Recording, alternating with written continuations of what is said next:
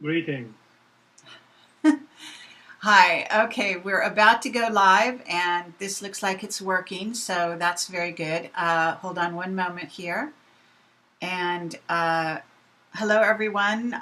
This is Carrie Cassidy, and I'm here with Kameran Faily, and we're about to go live with our discussion today. We're going to be talking about ISIS and events to come. And that's a pretty general title, and that is very purposeful. So thank you for tuning in to us, and we will have a chat room on the side here, and for anyone who wants to ask their questions, we will try to get to them at a certain point in this discussion. Greetings from London. Excellent. And just let me ask you, because I'm on my way there in a few days, how cold is it over there? I assume it's going to snow, but it will not snow, God willing. It won't snow. No, it's going to be cold and frosty, so bring in your winter clothes as much as you can. Okay. And I'm going to check with the chat now. This is something that I do to make sure that our sound is good, and make sure everything is okay. And then they will tell me if we're having an issue, because some sound problems I cannot hear, but the audience hears. So that's why we have to do that. So it looks like we sound good. So at this moment, welcome, and it's lovely to see your face, and to have such a good connection with you here. It's not always that's some of the picture quality is not always great, and yours is excellent. So thank you for that. Thank you. So let's go from here and really talk about the events that have been just happening here, and obviously what I'm referring to is what is supposedly, and this is, I question this, but Turkey sending troops into Iraq, and what the philosophy is behind that move, if indeed they have done that. And I'm not sure. I didn't look at the news this morning, so I don't know if they've withdrawn their troops yet. I did hear that they had some kind of discussion and they refused to remove them. I'm finding it very strange because they didn't put troops, from what I understand, in Syria, but they put them in Iraq. So can you enlighten us as to what you think is going on? And I know there's a great deal of background with regard to ISIS that I think your perspective as a Kurd, and actually, I guess I'm jumping ahead of myself, because we should introduce you for those who will watch this and don't know who you are. I've done 2 interviews with you already, and this will be my 3rd one. So I do encourage anyone to watch this, who's watching this, to check out my 2 other interviews. But give yourself a quick background, and then we can launch into the subject I just sort of described. My name is Kameran Faily. I was originally born in Baghdad. I and my family mostly moved to London during the Iran-Iraq war. For 30 years, more than 30 years after we left, we worked against the Iraqi Saddam regime. Afterwards, we were able to continually support the Iraqi governments as they come in. Our family has very deep roots in the whole region, and we are continuously supporting every party to be able to talk to each other. At the same time, on a personal level, I'm dealing with very high positions within ruling across the planet. Let's put it this way. Whether it's financial or political or other stuff, my role is to advise. I'm an advisor. And the main purpose of me being advising is to, as much as possible, to bring coordination and peace in the whole process. Sometimes the peace is not comfortable to certain people, But what's important is that the human experience continues in its evolutionary progress of experiencing choices. And my role has always been to make sure choice is always there. Uh, so that's where I come from. My role is to facilitate continuous choice. Okay, So Cameron, yeah, I want to, just for the people that are listening to this, and thank you for that, I do want to say, if you could be a bit more specific in terms of your exact background, as we've done in the very early interview, where you say, you know, the number of degrees you have, this sort of thing, and also your right. financial actual Yes. work in the area of finance, so that people understand that you really do know what you're talking about in that world. Yes. When I was 19, 20, I finished my physics degree in Manchester University. I also done postgraduate studies in astrophysics and in Queen Mary University of London. I have also attended most of the education necessary to be a religious scholar within the religious community. I am from the Shiite sect. I have a lot of knowledge and done a lot of teaching on the in theology and bringing closer the understanding between the Islamic and the Christian and Jewish religions and groups. Meanwhile, working in politics, advising the governments for the last 10 years in setting up financial institutions, assisting them, bringing large banks into the country, helping in the election process, bringing in the credit rating for the country. Meanwhile, on the financial, I have been working in majority of investment banks, UBS, Goldman Sachs, JP Morgan, you name it, and also assisted to open large banks in Iraq for that sense. Dealt a lot in the back offices of the financial institutions. Meanwhile, I'm also assisting actively the those who matter within the financial world in trying to stabilize the whole financial system.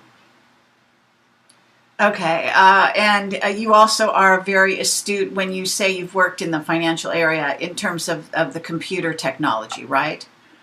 Yes, there isn't a computer technology used out there in the financial system that I do not know about or have had my hand in.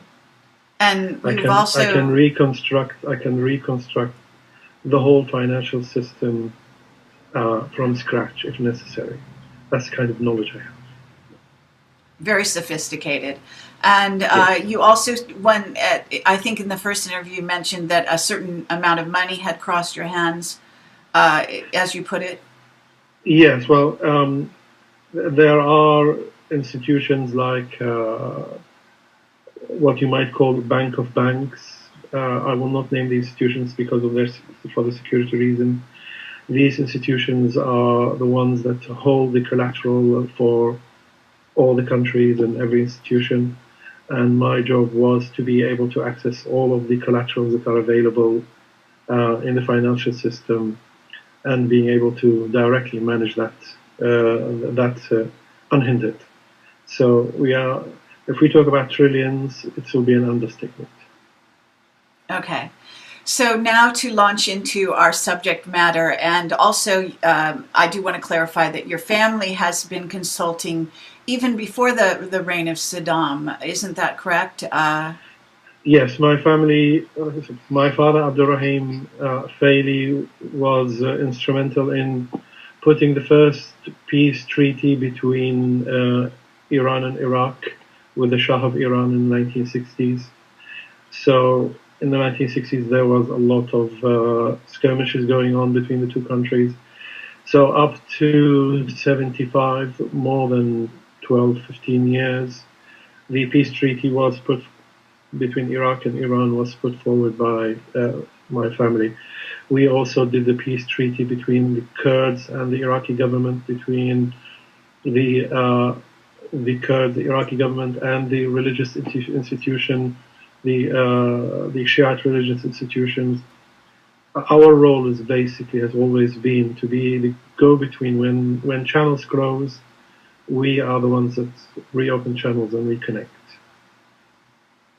Okay, so in the current situation that I referred to at the beginning, can you address, first of all, I guess, your understanding of ISIS? And we do have a page on my website. Anyone who came to this interview to watch it live will have probably come through my website at this time. They will have seen your description of ISIS and where it came from, how it originated from your perspective, being someone who's deeply knowledgeable and has lived in the Middle East for part of your life at least. Can you maybe summarize that? In other words, your description of the origins of ISIS. What you have to remember is when you deal with politics, in order to figure out what's taking place, it's very important to, first of all, identify the current players and be with them through time. So keep the time factor always with you. And when you try to figure out what's taking place, you need to figure out what was there before and how did the image or the background change. If anything happens new, you look at who disappeared from sight, who originated on the scene, and who's starting to benefit. And in this way, you are able to contrast and compare between the different players, and you are able to see what their hidden agenda is. And you have to look at it falling backwards and not be too much in, and not be too much in siding with one or the other. You need to look at it objectively. So when we were dealing with Iraq after the American invasion coming in, there was the Ba'ath Party there trying to come back again. And we were able to find that their finances were coming from the likes of Saudi Arabia, trying vigorously to remove the Shiite government in there. For some reason, the king of Saudi Arabia at that time, King Abdullah, was told, convinced by certain parties that there is a Shiite coalition. The Shiite is now controlling the whole region again, and you need to actively stop that coalition. I think those came originally from the Israeli side, assisted by CIA. So it gave him that image. From then onwards, when the invasion took place, the Saudis put in $4 billion of his personal funds made available to re-establish the Ba'ath Party, even though they have just destroyed Saddam, but they were still wanting the ruling Sunnis to continue, and the ruling Sunnis just remained in the Ba'ath side. So they wanted the Ba'ath party to come back. Before then, they have given a lot of people within the government, or those who are being constituted with the Americans, they had a lot of Ba'ath background. So they were hoping that those parties will come into government. But every time they try to constitute a new government, the Ba'ath elements, which are very satanistic in the way that they deal with things, very brutal and fascistic, they have a problem in the fact that their aggressiveness comes out in the way they talk. If they were less aggressive in their discourse, they would have taken the scene, but unfortunately for them, they were too aggressive. What they did was they used the tricks and all that stuff to try to dupe what's the name, the Shiite side to be with them and saying, we will give you part of the government, you let us come back in control. So while this was happening, they were constantly saying, we will not be dealing with the Kurds. But the main problem was from the beginning, the Kurds need to come into the scene, and that's where they made a mistake. They should have aligned themselves properly with the Kurds. They did not do that. So then what happened is the information came out to the Kurds, and the Kurds says, we will not be dealing with the Ba'ath. Instead, we will just have a coalition with the Shiite side. So from the beginning, since 2003, the Kurds have always been in coalition with the what's called Shiite side, for the simple reason that the Ba'ath-controlled Sunni side was not giving them a chance historically. So that's why the Ba'ath never came in. And what happened was the management of the Iraqi political scene by the Saudis and the Americans were cycled around the 4-year elections. Once they started cycling that one, their agendas kept changing according to how good they have done in different elections. So you see the change in scenery because at the moment at that point they did not have a lot of control on the ground, but they were hoping to control through the political scene. When the political scene was getting nowhere, and the Americans were putting a lot with the help of the British security services, the MI6, the main people involved in that is the trilateral group working with CIA and MI6 consulting, on the ground managing, but CIA is the one who's sort of managing the process on the ground. But MI6 was looking on as a consultant. So they came in and said, "What are we going to do with the Ba'aths now? Because these are the Christian side. Sorry, the Sunni side." And they said, "Okay, we need to bring in parties." So what they've done is, they had for the Ba'ath, you can see how it was managed in the first place. The operation was run from Syria. And the Syrian operation was there because the Ba'ath party in Syria was the originator of the Ba'ath in Iraq. So the Ba'ath party in Syria assisted the Ba'ath party to come back in Iraq, but hoping that they will come in their side. So that's where it started, with the Ba'ath side. Okay, and are you saying the leader of Syria, is he aligned with the Ba'ath party? He is the head of the Ba'ath party, but at the same time, he is having to contend with the Ba'ath, even though he is more coming towards the Shiite side. And the main reason for that is the Iranian support has always been there, and that is a kind of coalition that he always wanted to be. So on a personal level, he feels the fact that he can rely on the Shiite side and cannot rely on the Ba'ath side. Now you have to remember, Ba'ath is made by its founder, Michel Aflaq. Michel Aflaq is a Freemason. So he brought Freemason control of Iraqi government through the Ba'ath party. So the Ba'ath is a Freemason organization.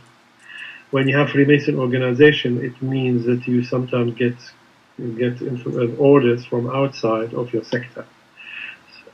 The Bashar Assad and his father did not like orders coming into the Ba'ath party away from the organization structure which he was in, and he was supposed to be heading that. So they worked quite a lot trying to stop that connection with the Freemasonry aspect, and they destabilized the Freemason connection to the Ba'ath party. Okay, but just because there's a story, I'll put go these ahead. Pictures wrong. So this is a picture from 2003 up to 2 years ago. So the center of operation for the Ba'ath Party. When I say the Ba'ath now, everything now when I say Ba'ath will be ISIS later. So everything I talk about Ba'ath Okay. will merge into ISIS. So you need to understand how that works. And why ISIS came into the scene with Ba'ath being Ba'ath 2. Version 2.2, 2.0. The person who was supporting them and training wise was so on the ground. The basis operation was in Syria. The logistic support they had was from Jordan. A lot of operation there. The training and cooperation and coordination taking place was done in Egypt by Mubarak at that time. Excuse me to bother. I'm sorry to interrupt. There's something on your table that you're hitting against, and it's interfering with the mic. Sorry, so yes. I just want to ask you to be careful of that while you're speaking. Yes. Thank you. Okay. So you're saying so the the training came from Egypt. The training came from Egypt under Mubarak. Okay. The problem is once Mubarak went and Morsi came, and once Morsi went and Sisi came, that training structure disappeared. That support aspect disappeared. When the Americans worked to destabilize Assad, the Syrian support disappeared. When the Saudis were getting problem with the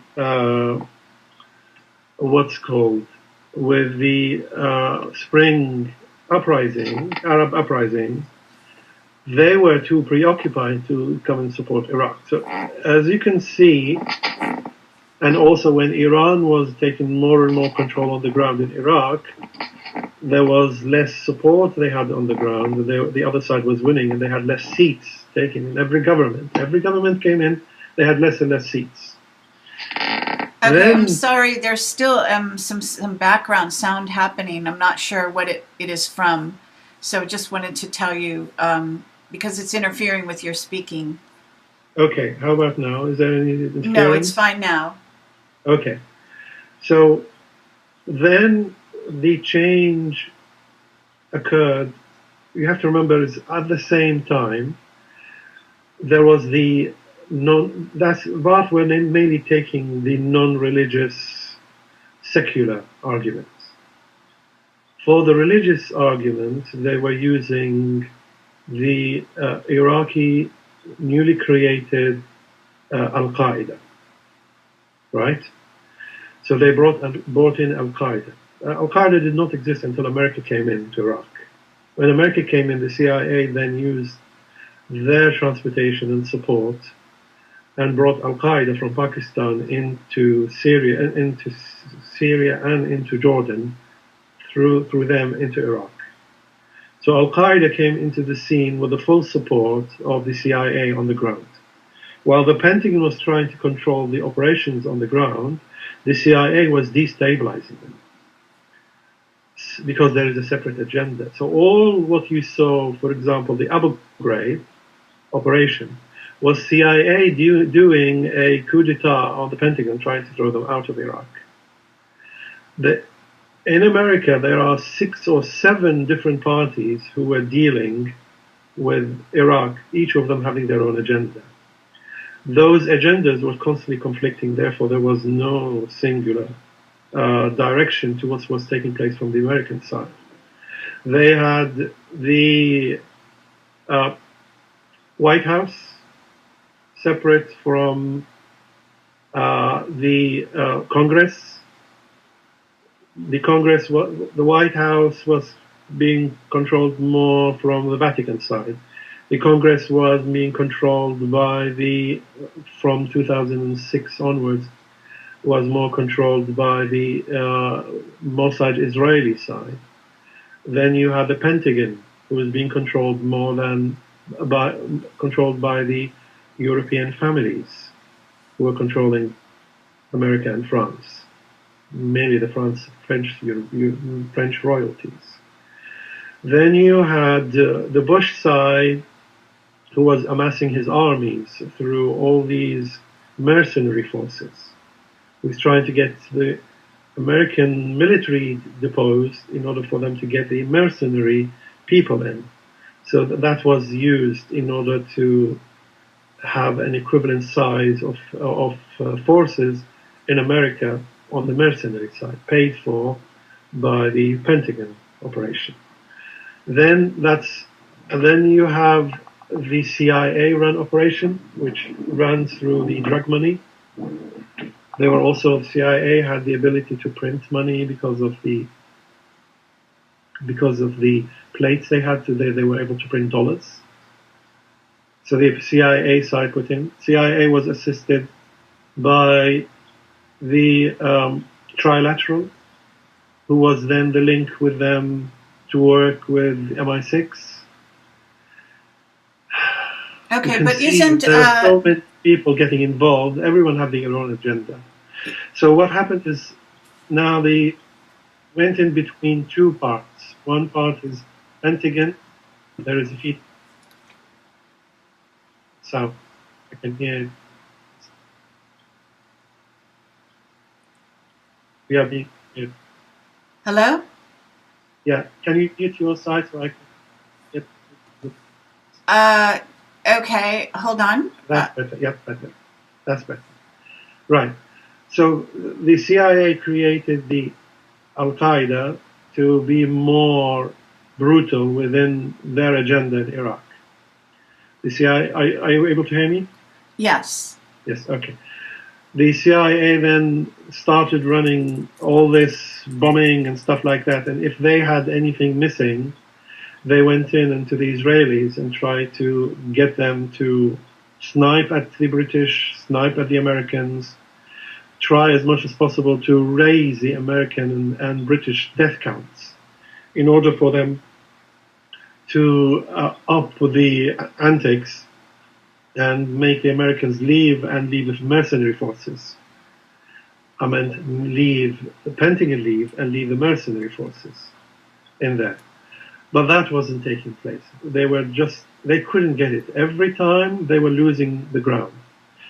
At that point, they were finding that no matter how much they were trying to get a civil war going in Iraq to start splitting the country, splitting it north for the Kurds, south and east for the Shiites, the west for the Sunnis. As much as they tried to do that, they could not get what's called the Shiite side to uprise and just go against the rest, because you had the religious institutions always standing against it. So why did they want to break Iraq? Because it goes into the scenario of what is the end end game that they wanted to reach, and the end game was they wanted to bring in Armageddon. Now, to bring in Armageddon, there is a country that they're talking about they want to resurrect, and the country is Assyria. To resurrect Assyria, they have to join north of Iraq with Syria as one country. For that region then to work against the Israelis and to lose against the Israelis, in which case the Israelis would then expand into Iraq and take up to Babylon. And that is the scenario that they were trying to do. Everything you are seeing now is to resurrect Assyria. So as they were trying to do it independently of the Kurds, they couldn't. They brought in they brought in Al Qaeda to destroy the control of the federal government in the Assyrian part of the map, which is the west of Iraq and north of Iraq.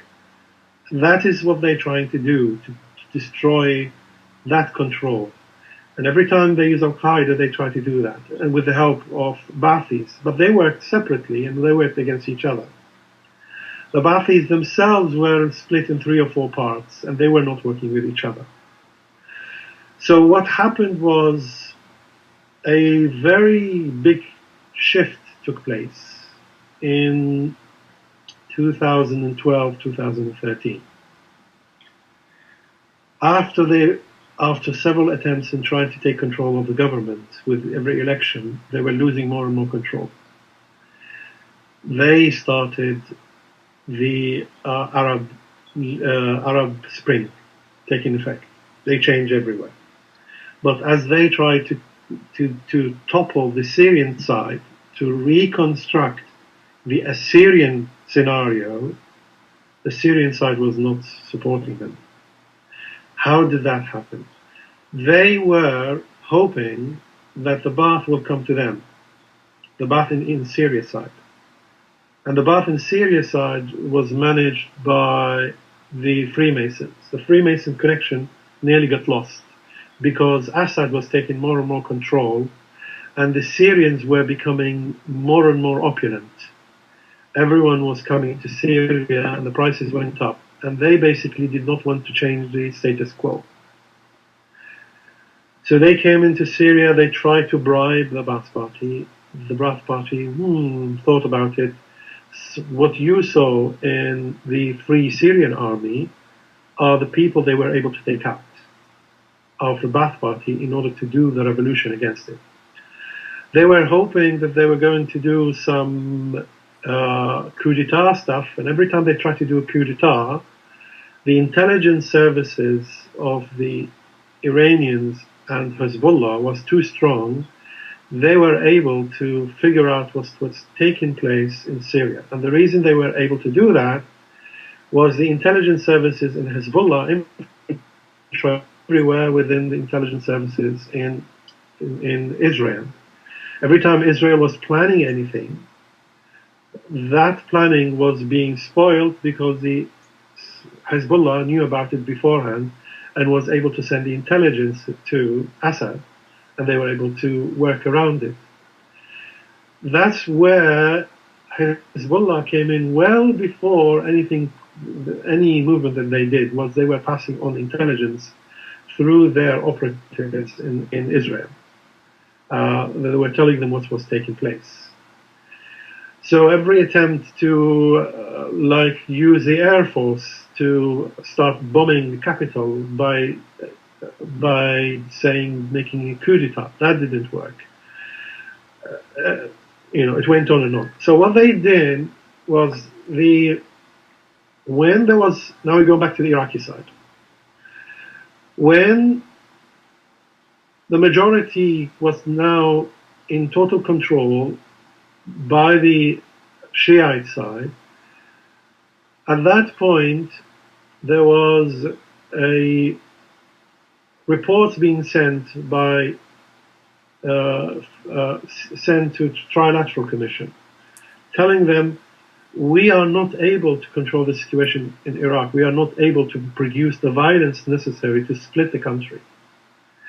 The Shiite are not responding to our models. Every model we have that is not being conducive to a positive feedback loop into the violence. Okay, so let me stop you there because it is a little confusing for the listener when you say they and the agenda. I think you are talking, if I understand it, about basically what we would call grouping together the Illuminatis, their agenda to have Armageddon. This is their agenda. They're trying to roll out. Now, who makes up the Illuminati in this case is the Ba'ath Party, is also CIA, is also, other factions such as the Israelis and so on. And maybe Jordanians. In other words, it gets very confusing when you use the word they. I'm sorry, because in this context, we're kind of jumping around a lot in different scenarios, and the listeners are having a little trouble following you. So, can you be a little specific? Let's put it this way. Okay, this is like a background how things work. When an operation takes place in any region, a commission takes control of it. In this case, the Trilateral Commission is the one that's answers back to the Illuminati as to what's taking place. They are given the mandate to go and do it. They do through commissions, and the Trilateral Commission is the one in control of that. That they answer back. What you have to remember is the Illuminati has the structure. You've heard of the Committee of 13 reporting to the Committee of 39, the Committee of 39 reporting to the Committee of 300, and all that stuff. And then there's Committee of 13 in each region, and each region then you have the commissions. In this case, the commission is run on the American side through the Trilateral. Anyone who wants to do any change through in the Middle East region, while the Trilateral is managing it, they have to go through the Trilateral because that's a coordinating center. So when I say they, it means the Trilateral Commission. And the Trilateral Commission is the think tank or the project management that do these things on behalf of the Illuminati in that region for that time. Okay? So that's Okay. I'm telling you how the hierarchy structure works, and each one give the mandate as follows, and then they go in Bilderberg. They look at they look at Trilateral commissions on an annual basis. They look at their reports. They say, okay, yes, no, these are the changes.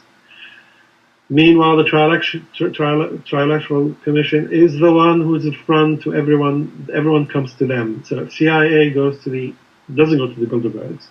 They go to the Trilateral. The Trilateral they report back to the Bilderbergs.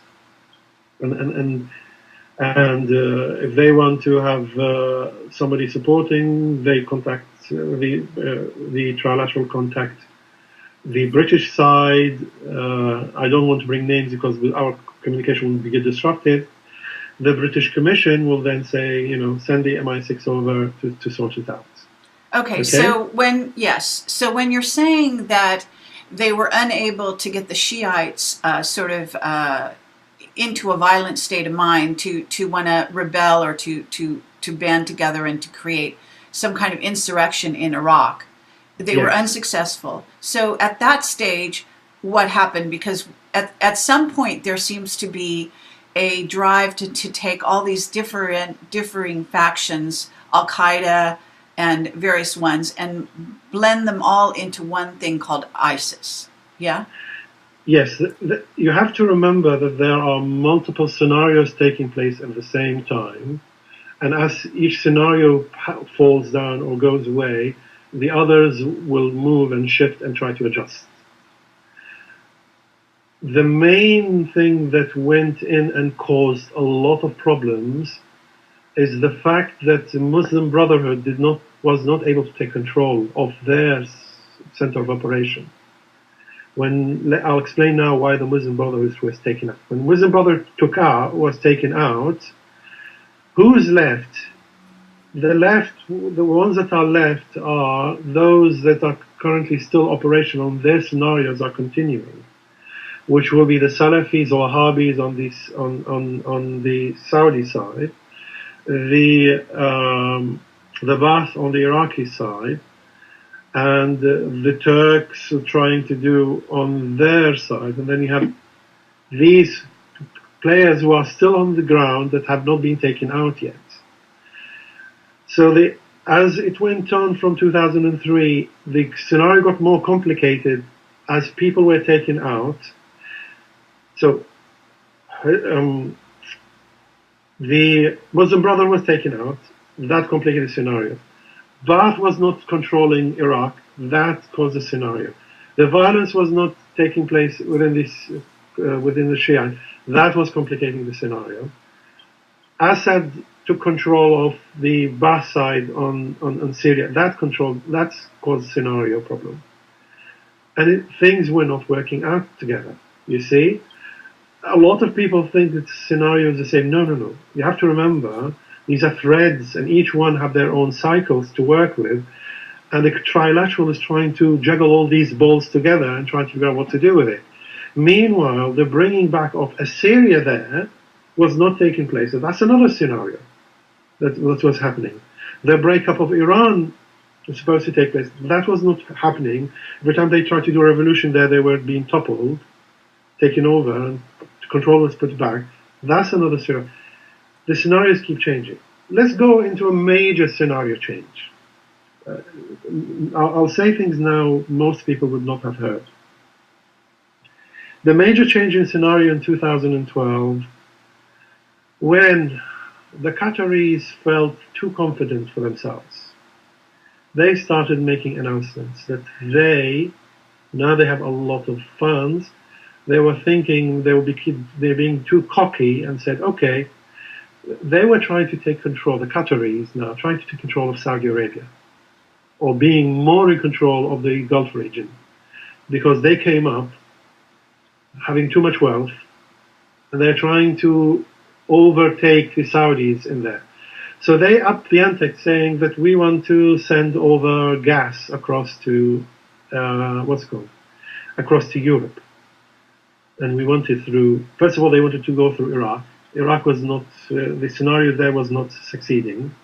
So they said, okay, we'll take it through Jordan, through Syria. Okay, and when you say, you're talking about you're talking about Qatar, is that right? Yes. What people know of as Qatar. So when you say Qataris, you're talking about the rulers of Qatar, I suppose. Yes. Okay, yes. because not everyone uses that. Qatar is how they pronounce it. Qatar is how they pronounce it properly. But the Americans have problem with this Qatar. They say Qatar. Okay, so Qatar. So the Qatars, however you say them, wanted to overtake the Saudis in the Gulf region by saying that selling oil to the Europeans. Gas. Okay. And I also want you to address Russia, because obviously Russia is a huge player in this whole scenario that you haven't mentioned. Which was in the next sentence. Oh. As soon as they said gas goes through Syria into Turkey into Europe, guess what Russia said? Hold on, you are trying to bypass my control of the gas pipeline to and energy into Europe. Aha, you are now coming against me. So, while the Syrians were losing control, the Assad was losing control, now the Russians coming back and said, if we lose Syria now, the Qatar will come in and we will lose our control of the gas energy market. You see what happened? So that's because Qataris became cocky, as they say in English, right? Okay. So what they've done is now they forced the Russians to go and support Syria. They forced them because of the Qataris blubbering about the gas pipeline, right? Saying that, that was the back end of 2012. The early part of 2013, Iran and Hezbollah came to the conclusion, if now we have Russia on board, if we continue like this, we will lose our ally, Assad. We need now to be on the ground in supporting them. So January, February, they started coming in, and immediately the scenario changed. Okay? Assad was no longer on retreat, he was winning. He was winning. As he was winning, now the Israelis have a problem because the winning side, which was Hezbollah, now was coming to the Golan Heights. And they announced we are going to take Golan as well, coming in. So they're going to lose territory, the Israelis. That is March 2013. The Israelis starting saying, hold on, we are losing the scene in Syria. So they started nuking Syria. They sent they had four nuclear hits, two of them which was recorded, or two of them on Damascus and various others. You can see it. If you type in Syria nuclear mushroom cloud in YouTube, you will see them, or Damascus.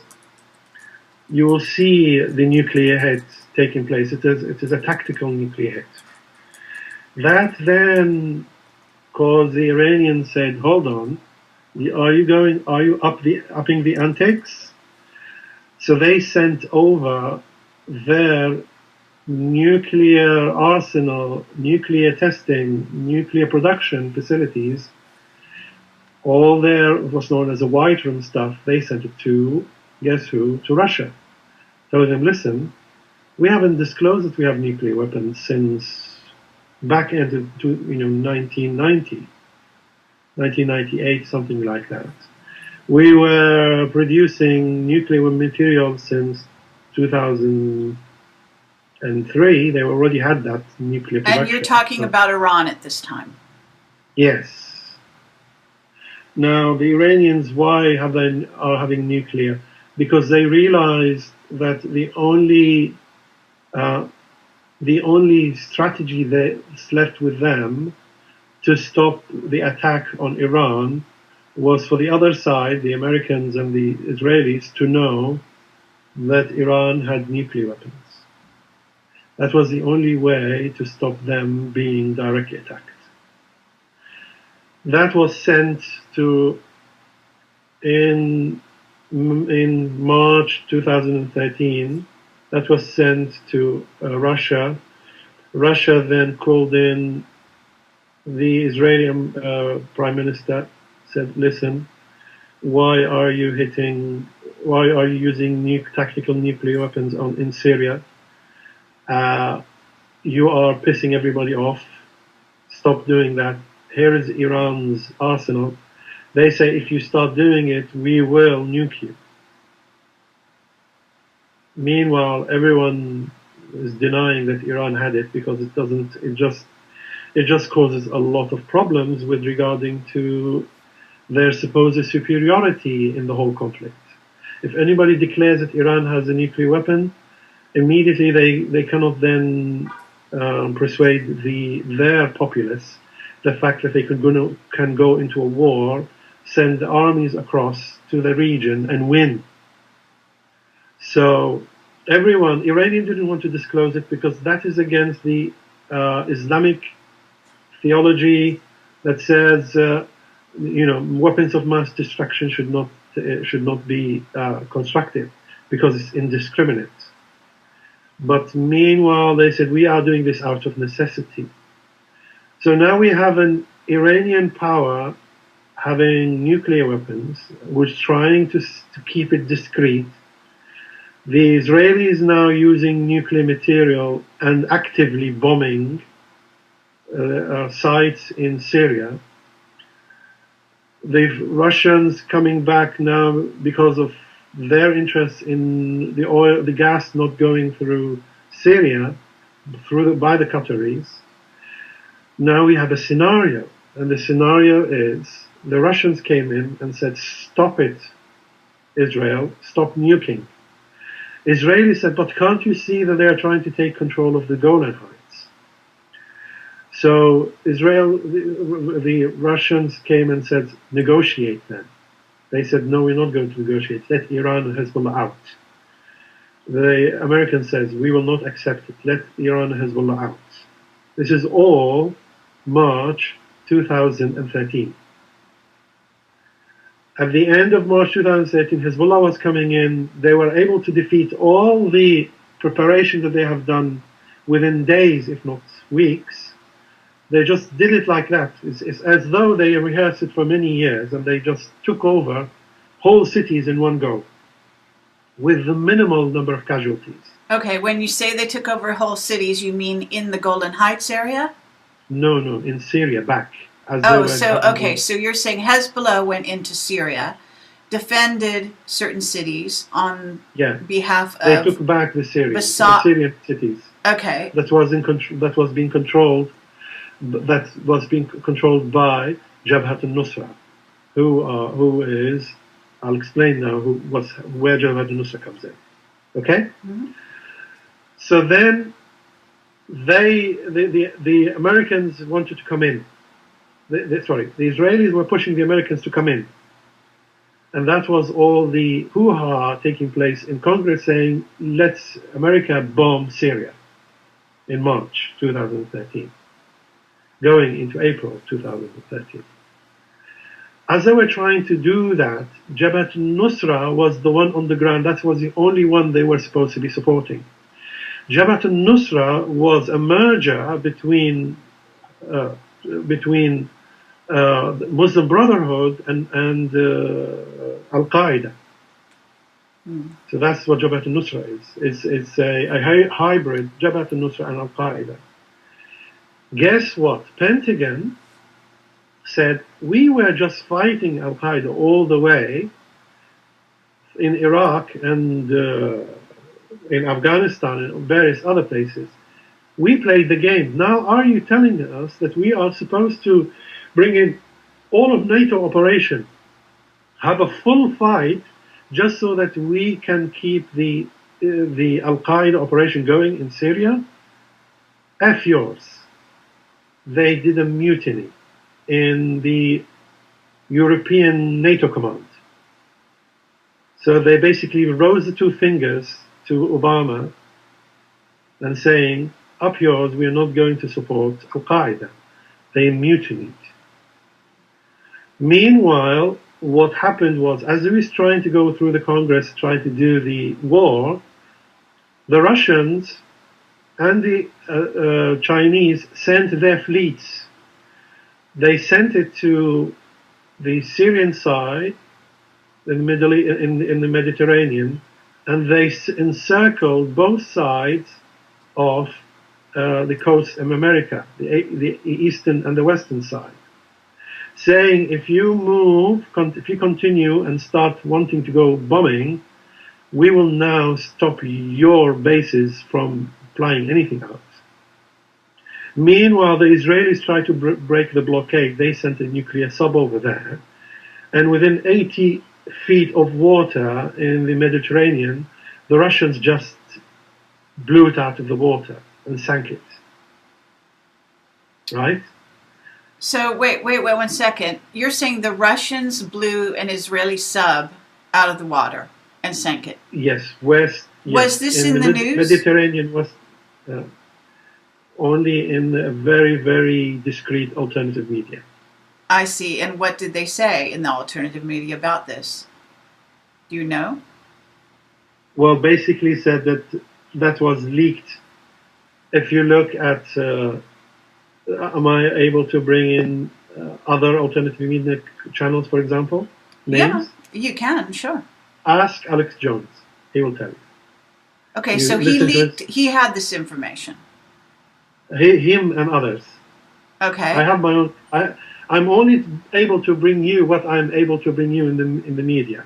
So when I say certain things happen, I'm saying that is what's in the media, right? Okay, but I'm not saying how I know about it. Oh, well, okay, but you know about it by different means. Isn't that right? I always know things. I always have a backup of anything I say. Everything I say is in the media. Okay. Right? All right. And everything that I say in the media, I wouldn't say it unless I have my own backup of it. Okay. So the Israeli sub... That was my original agreement when talking to you, that everything I say is in the public domain, right? But I bring a separate twist to it. Right. Okay, fair enough. But nonetheless, you're getting information from various sectors, certainly from ex-Illuminati contacts. Not necessarily, yes, and not necessarily yes. Okay, I understand. If you, for example, wanted to know about the nuclear weapons in Iran and their production of it, all you need to do is search the RT channel in the same time, in the 2013, you will see articles there saying the Iranians have nuclear weapons. You will also see that the Israeli media, some of the say that their operatives within the security services have told them, and they have declared that in the Israeli media, Iran has nuclear weapons. Sure. So, okay. So what I'm saying is everything there is one, but the problem is I don't want to bring in others because just in case you have caused problems with those specific news channels. because they have been able to produce it. Okay? So you can search Well, no, Israel. this is okay. This is actually past news. So as we move along, this may have been in the alternative news. It doesn't, it's not so important at this moment whether it was or it It wasn't. is when you see what happened Okay, next. so then what happens Then what happened next? next? Then what happens next is the Russians came in, the Chinese came in, and they deployed the armies across, blockading America and blockading the eastern part of the Mediterranean. Okay, Meanwhile, wait 1 second. What do you mean by they brought armies in and blockaded? Where? What country? the fleets, Okay, armies the don't seas, go into no, the on. fleets. They have the fleets. They have the Are you submarines, saying armies and of the Chinese and the Russians coming into America? no, the fleets in the seas. Okay. Everything now is in the sea. All right. So, but this would not be army normally. For me, right, an army and navy for me is the same thing. It's the same command. All right. So okay, if I say navy, will that help? Yeah. But Okay, it's but okay. But you're saying they're the same. Okay, that's fair enough. because they have air support, they have ground support as well, and if they point their intercontinental ballistic missiles at the other, would you say that when the navy goes in, the ground also supporting? It works together. The army of a country is work normally as a coordinated group. Normally, but So not always. not in the case of America. Yes, not in the case of Okay. America. Okay. I can Okay. explain why. So what happened at this point? Is the And at that Russians and the point, then, Chinese? yes, came in and they said, have a discussion. Then the Israelis were said, listen, you are becoming a bad boy. The Saudis, you are becoming a bad boy. The Illuminati top command came in and overruled everything. Now everything started being run from the Illuminati side in Europe. They overruled the Trilateral Commission. What they sent their emissaries to start talking with Iran. And they cut off the connection to the channels to Israel and Saudi Arabia. And you had Kerry there trying to constantly remind the Israelis and stuff, trying to keep them updated. And the events were taking so fast that the American emissaries to Saudi Arabia and to Israel were not running fast enough to update them, and every party was unhappy by the fact that they were left out of the table, because America was shut out by the Illuminati trying to get the discussion. What changed? What changed was on the Iranian side, the parties that was managed secretly by the Illuminati, they went into the Iranian controllers and said, we have a back channel if you want. If you bring in our party and let them win the election, we will stop the war and we let Iran take control of the whole Middle East. Let's negotiate. The guys want to negotiate. So they sent a baroness, the Illuminati sent a baroness from the Britain side to talk on behalf of the Illuminati. They had a discussion. They had Russia, China, Illuminati, the British representing the Illuminati, and the Iranian side coming in, with the Qataris, the Saudis, and Israelis and American, even Obama, shut out, having a discussion. What was the deal? 2013, April, May time. The deal was that Iran to accept the New World Order on the condition that it had a place in the New World Order. Iran to be able to have its region, its sanctions removed and its controlled, and the threat of war against it removed, the situation to be controlled, Iran has certain conditions. And that was that Muslim Brotherhood was to be taken off the table and scrapped. That was the Iranian condition. Muslim Brotherhood out, which meant Jabhat al-Nusra is out. Everything was taking place in the region to put a new caliphate, the Sunni caliphate there was out by removing of Muslim Brotherhood. Okay, does that include Sharia law? Out? Sharia law is a phase because the government, as soon as it comes, it will sign up to whatever the United Nations said, and the United Nations will sign up to whatever the New World Order says. So that it depends. Sharia law is not legal in the United Nations, by the way, so it will not take place. Okay, but the Muslim Brotherhood, weren't they trying to bring in Sharia law? No, the Muslim Brotherhood was they tried to bring in caliphate. That's all their job is.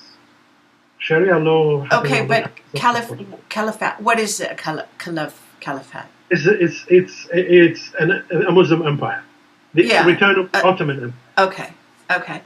All right. And so Ottoman Empire did not have the Sharia law. It doesn't. They drank their way from day.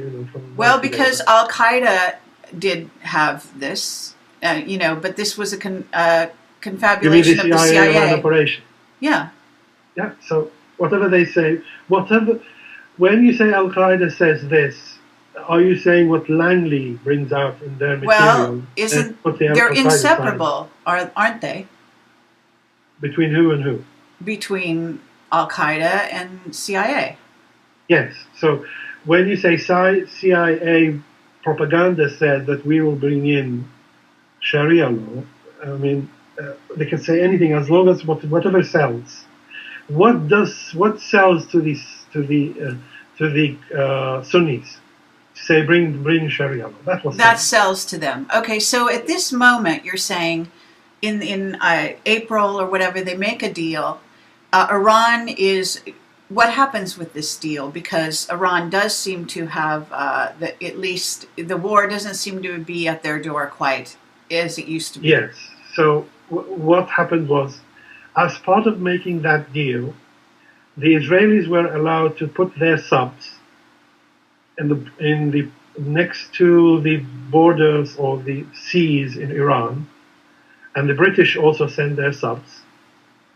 They said, if you do not fully agree with this, we are going to nuke you now. So it is like a death, what's it called, grab between each other. One was saying, I will now nuke Israel. The other one saying, I will now nuke you. So while the navies of Russia and China was in the Mediterranean, the British and the Israelis were in the Arabian Sea, ready to nuke Iran, and that was a standoff. That was in April, May. Okay. Of 2013. 2013. All right. Continue. Right. Everything I said, if you search it, you'll find it. That's fine. Okay. Now, the Illuminati said, but we don't make deals. So now let's talk about the Illuminati level, not the government level, which is in the discussion, the Illuminati level. The Illuminati said, how can we trust our side of the Illuminati in Iran to do their bit? They need to give us tokens. We will give them tokens. Do you remember the last time I said that the Illuminati never ever signs a deal unless it's involved blood and killing? So in that case, you should be able to say to me, Kameran, on what basis, or what was the trade that took place between the Iranian side, the Illuminati side of the Iranians, and the Western side, the Illuminati? What trade did they make to seal the deal? The deal was that the center of operation that was managing the intelligence services that was managing all of Syria and Lebanon, the Iranian ones, the Iranian intelligence services, all their details was to be handed by the Illuminati to take out the Iranian intelligence services. Meanwhile, once they were able to take them out, they took out the second highest position within the security service in the Syrian side. The Iranians, the Americans, the Illuminati took them out. That was their blood sacrifice. Meanwhile, MI6 was told, give your operations to Iran. So the Iranians were handed in the MI6 operation in Iran. They took them out. That was the blood sacrifice exchange. Okay, wait a second. You said the blood sacrifice, the Brits. What did they sacrifice? They gave what? They sacrificed MI6 operation. Their operative. Their operative in Iran. Yes. Okay, so, all right. Are we talking about just individuals being sacrificed when you say the security service? The individuals, because they gave them the whole tree, the whole operation. Is it not necessarily that they killed them, but that they revealed who it was? Or both? No, the Iranians killed them. Okay. After being revealed. I see. So they killed their own people. No. The British killed... The Iranians killed Brits, and the Brits killed the Iranians. Okay. All right, so once that happened, then what? Then the Illuminati side on both sides cannot talk about the fact that they've done this deal. Now they are both in the same bed. All right. Somewhere in this, we also have the bankers jumping off the buildings and committing suicide, right? That are being suicided. No, that's a separate story. That's completely separate. It doesn't seem separate, let me tell you. But, okay, so... We are talking about the Middle East now. I know we are. How the Illuminati was able to take control of the Shiite side. Okay. By taking control, by letting their operatives in Iran take control of the government. The operative in Iran taking control of government gave to the Iranian establishment the carrot, we are now going to give you peace in your region through our negotiations. Give us access to the position of head of the government. They took access to the decision of head of government. Immediately, as soon as they had the file over their command operation that was running Syria and Lebanon, they sent that file across to them. Meanwhile, they received a file from MI6. Then they said, oh, we won, we have something monumental we have done. We found out how the MI6 operation works. Hooray, hooray, we are heroes. They didn't tell the other establishment the fact that that was a backdoor deal in order to get into that. Meanwhile, they went in and synchronized their banking side by going into Davos to clear stuff. And that was 2014. They went to Davos and exchanged everything on the banking sector. Okay, so fast forward to now, from 2014. So now what happened is a huge shift happened in the Middle East. Muslim Brotherhood were told to be removed. Demonstrations was happening all the time at that time, immediately, in Turkey. The Free Syrian Army was demolished. The support directly to Jabhat al-Nusra now only left in Israeli hands. The Illuminati pulled their support because of the Muslim Brotherhood taking that. Morsi was brought down. The king or the prince of Qatar was immediately replaced. the Muslim Brotherhood operation and the people in Iraq were thrown out. The whole region just shifted. So now you have to, and then Israel and Saudi Arabia were unhappy because they didn't know what was taking place. The top Israelis were told about it, but they were not telling the generals under them. There was a huge gap of knowledge even within the Israeli establishment, what was taking place. They didn't know what they are supposed to do. Meanwhile, Saudis were felt very unhappy, and they started rattling their, their saber rattle, saying, "Listen, we are now getting out of there. We're going alone. We are now in control of the situation.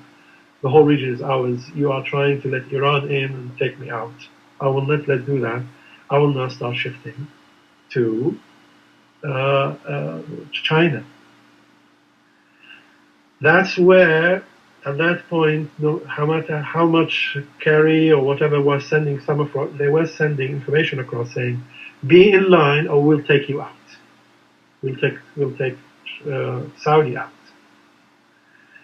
They So kept the doing. U.S. in the form of Kerry, the Secretary of State, you're saying was saying that the Saudis had to get in line, or the U.S. would take them out. Yes. But I thought they were always allies. Only when they follow the line.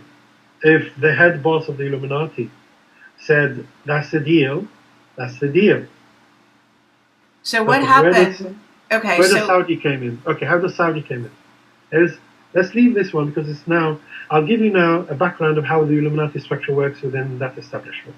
Now you can see it. Let's park this scenario slightly on the side because it's too involving. I wanted to sort of settle in before going in. The Illuminati have bloodlines, and then there are allies. They are known as allied families. The Bush is an allied family to the Windsor line. The Saudis are an allied family to the Windsors. And that's why the Bush and the Saudis are always in the same bed. They visit each other, or the Queen, because of the bloodline alliance. So the Bushes and the Saudis are second level citizens in the Illuminati stream. So if the Windsors send their emissary in, and the Windsors said they send Baroness whoever to make the decision, the allied families have to come in line. If they don't, they get looked after. They get sorted. Okay? They have a spanking, let's call it. Okay, by who exactly? By the Windsor side. Okay, and the Windsor side, does it command the British troops, or MI6, or MI5, or both? Or the Windsor side is aligned with Rothschild. Okay. And so, MI6 is under them. Yes. Now, how does it... Okay. So, now, who are they trying to bring in? They are trying... The Windsor side, or the Rothschild side, agreed with the French bloodline that the French bloodline is going to control the Illuminati side in Iran. Because Iran has always been controlled by the French Illuminati side. And Syria as well, though, right? Yes. Because that goes into alignment. So they become like third citizen. The first one is Iran, and then Syria follows Iran. So they become like an ally of an ally. Okay, and where does Jordan fit into that picture? Jordan is directly through to the to the Windsor, because they married into that the lineage. The Queen now is daughter of a captain from the Illuminati side, on the okay, side. And Lebanon? Lebanon has always been fractured between the previous presidents, the ones who have lots of money from the Saudi side, are the ones of the Iranians, which will be Hezbollah. So the Illuminati side is a subset of the Saudi. So they're like the third level citizen. They answer to Saudi. Saudi answers to the Windsors. The Windsors then answer to that bloodline. Okay, but who's in charge? What about Turkey? Where do they fit in that scenario? Turkey is who changed the. Turkey falls under the same line as where Israelis answer to. Because when that would be the Rothschilds, yeah? Ish, yes. Okay. Okay, so because what we're working towards, just to refocus the picture here, and I know we're taking a long road to get, and I know you're doing the best you can, which is wonderful, really wonderful.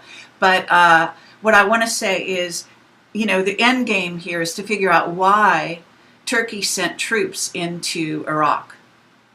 Okay. And what they want to achieve by this. And you say they want to create a Syria yes. continent, sort of a caliphate, whatever. But Syria is just a new country for which then the fight takes place with Israel. Israel wins, Syria gets destroyed, and then that is just the next plan, part of the plan. In order to do that, they have two or three possible ways they can do it. Okay. One way is to go through the Syrian route, that Syria expands sideways. That didn't work for the moment. It will work later. The next way was to go to the Kurds, north of Iraq, spread sideways. They tried this. The Turks says no. They did not like it. Because as soon as they go sideways, they also go up into Turkey. Turkey didn't want it. They also go sideways into Iran. Iran doesn't want it. Iran said, if you start doing that, we will cut you. We will basically deal with you directly. And even with the Kurdish side, there are two sides. One aligned with Iran, and the other one aligned to Turkey. Or with Israel, I mean, directly. So they were encouraging the one aligned with Israel to start spreading sideways. And the Israelis assured the Turks that when the Kurdish expansion takes place, the Kurdish will only be according to that region. And they told the Kurds, don't go up, go sideways or down. So that's what they told the Israelis. But there's a huge Kurdish population in Turkey. I know, but that does not fulfill the plans for the Armageddon. The Turkish side. All right. You know, that fulfills the plan in the New World Order to cut them off, to cut them in pieces, small regions. Yes, but not now. They need parties who are able to redraw the map in certain places. I see. So they went in, and they couldn't get the Kurds going in. Every time the Kurds want to move westwards, the Turks were cutting them off. So now the Turks are coming. Now the scenario is the Syrians are not doing it, the Kurds are not doing it, the Turks are not coming. In order to redraw this. Okay, but the Turks must be under orders from either NATO or the US specifically, it seems to me. No, they are under orders from, because when they cut off the Muslim Brotherhood, Turkey left dangled, and it was saved by the Israelis, by the Rothschild. When I say Israelis, it means Rothschild. Okay. So they then are now aligned, and now Iran leadership is aligning with the Rothschilds through that connection, but they don't have a strong connection. Is because it all depends whether Rothschild with the French Illuminati are in cahoot or not. So the agenda always is close. And all right, and the Paris attacks were to get the French in line to bomb Syria? No, it was to stop. It was the Rothschild onto the French Illuminati to get them off dealing with the Vatican. P2 Cloche. But the The P2 French, has a lodge within France. yes, but the French Illuminati is a French royal family. The royal family, before Napoleon took them out, they went in and migrated to America. They established American uh, continent. They established what's known as USA. They established Pentagon. All this stuff you're seeing, most of it is established by the French families. They came back to France. They always had France, and they moved to Germany. So they coordinated that. Part of Germany was then handed over to Rothschild through the Napoleon Wars, and both of them were able to carve out as much as possible in the northern part of Europe. Meanwhile, the southern part is controlled by the P2 Lodge, the Venice families, who is now Vatican is trying to represent. What they hit was on the Rothschild onto the French families, telling them get off from the Vatican side, cut your links off.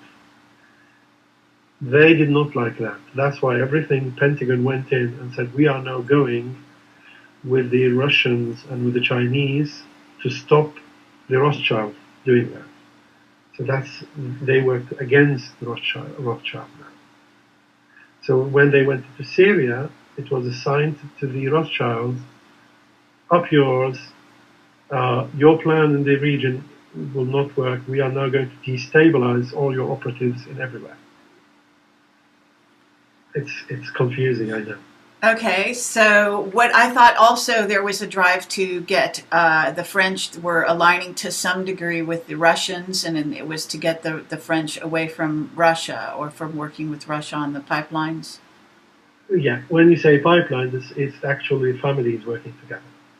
It's the old Tsar families working with the French. Now they tried to the Rothschild tried to cut off the Tsar families, but they came back again through what's known as the Moguls or whoever. They had the funds coming from their families. They didn't need to steal anything from the Russian side. All they did with the Russian side was to reestablish the connection back to the government, and they were able to fund them through their assets. So is Putin working for the old Tsar families? Yes. And yes. Okay, but what about the incidents such as the Russian jet that was downed over Sharm el-Sheikh? Yes. That, because I have, my witness Mark Richards is saying something different in some of these cases than you, and sometimes you guys are in agreement. But in that particular case, what are you saying? What do you say happened about that? Well, let me put it this way. If you can kill with one shot many birds, you'll do it. Right. And normally you align it where you have many agendas happening at the same time. All right. So if Mark said that at that point, did he say something along the lines of a Stargate closed or open, something like that? Yes. Yeah, but if you want to do that, might as well do it fitting the other part of the agenda. Okay, but he said Putin, in other words, what I'm trying to get out through this incident is where Putin seems to be shifting slightly within this game sides. Putin has always been under the orders of the old Tsar families, trying to align those families with the old French families who are in control of the Pentagon and a lot of the infrastructure in America. They are also in control of France and largely in Germany. That's why every time that there was a First World War and Second World War, as soon as the German moves, the French will go, we're not fighting. Why is that? It's because they work for the same families. They didn't want to destroy their palaces and stuff like that. Right. So they said, why, if the war is going to take 7 years or whatever, Why destroy our monuments? Leave it there. So we basically said, here is the army, go with it. And that's why in every war, France never actually got involved in a fight. And the only thing that destroyed France is the Rothschild bombing them through the British. That's the only reason why France got hit. Nothing to do with Germany. Germany didn't touch one stone in France.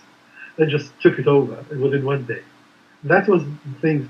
And I'm wondering why people can't just figure it out. Why does just every war the French just drop their pans to the Germans and say, we have nothing to fight, and then just play and act out a whole scenario of called insurgency through the whole war. It's all a game. It's all a show. They have to do these shows. Lo and behold, as soon as the war finishes, they bring in their operative, de Gaulle, and he starts cleaning off anybody who is not useful. If it's 100,000, he takes it them off, and then the French families come back again. Meanwhile, they are in the same bed with Pentagon because they are paid by the same families. Meanwhile, the operation to take control of America through the corporation known as USA, the Rothschilds outplayed and outmaneuver the French families, make them bankrupt or whatever, and then take it over. Then they go into the Feds, and the Feds is a way to come into the French operation in America. But that was done. That was accomplished. Yeah. Is Pentagon now working with France and Russia? The answer is yes. So it never went away. Okay. They just put their heads down. Meanwhile, the Rothschilds were hoping that the Zionist control of CIA could take more and more control of America, and America said, the French said, the Illuminati side, and the various other parts of the families said, we can't rely on the Zionist-run CIA, controlled by the intelligence services in the Rothschild Windsor family. Let's create another center where they have to report to. Let's call that NSA. That was my question, right on the tip of my tongue. Okay. So the NSA is the reporting arm to what used to be the royal families through the NSA is a reporting arm to the families through the what's called the Illuminati. But let's stop the scenario here. Let's go global. See what change. Everything I say now has always impact on what's taking place in the Middle East. Because if you look in the Middle East too small, you'll lose the big picture. Yes.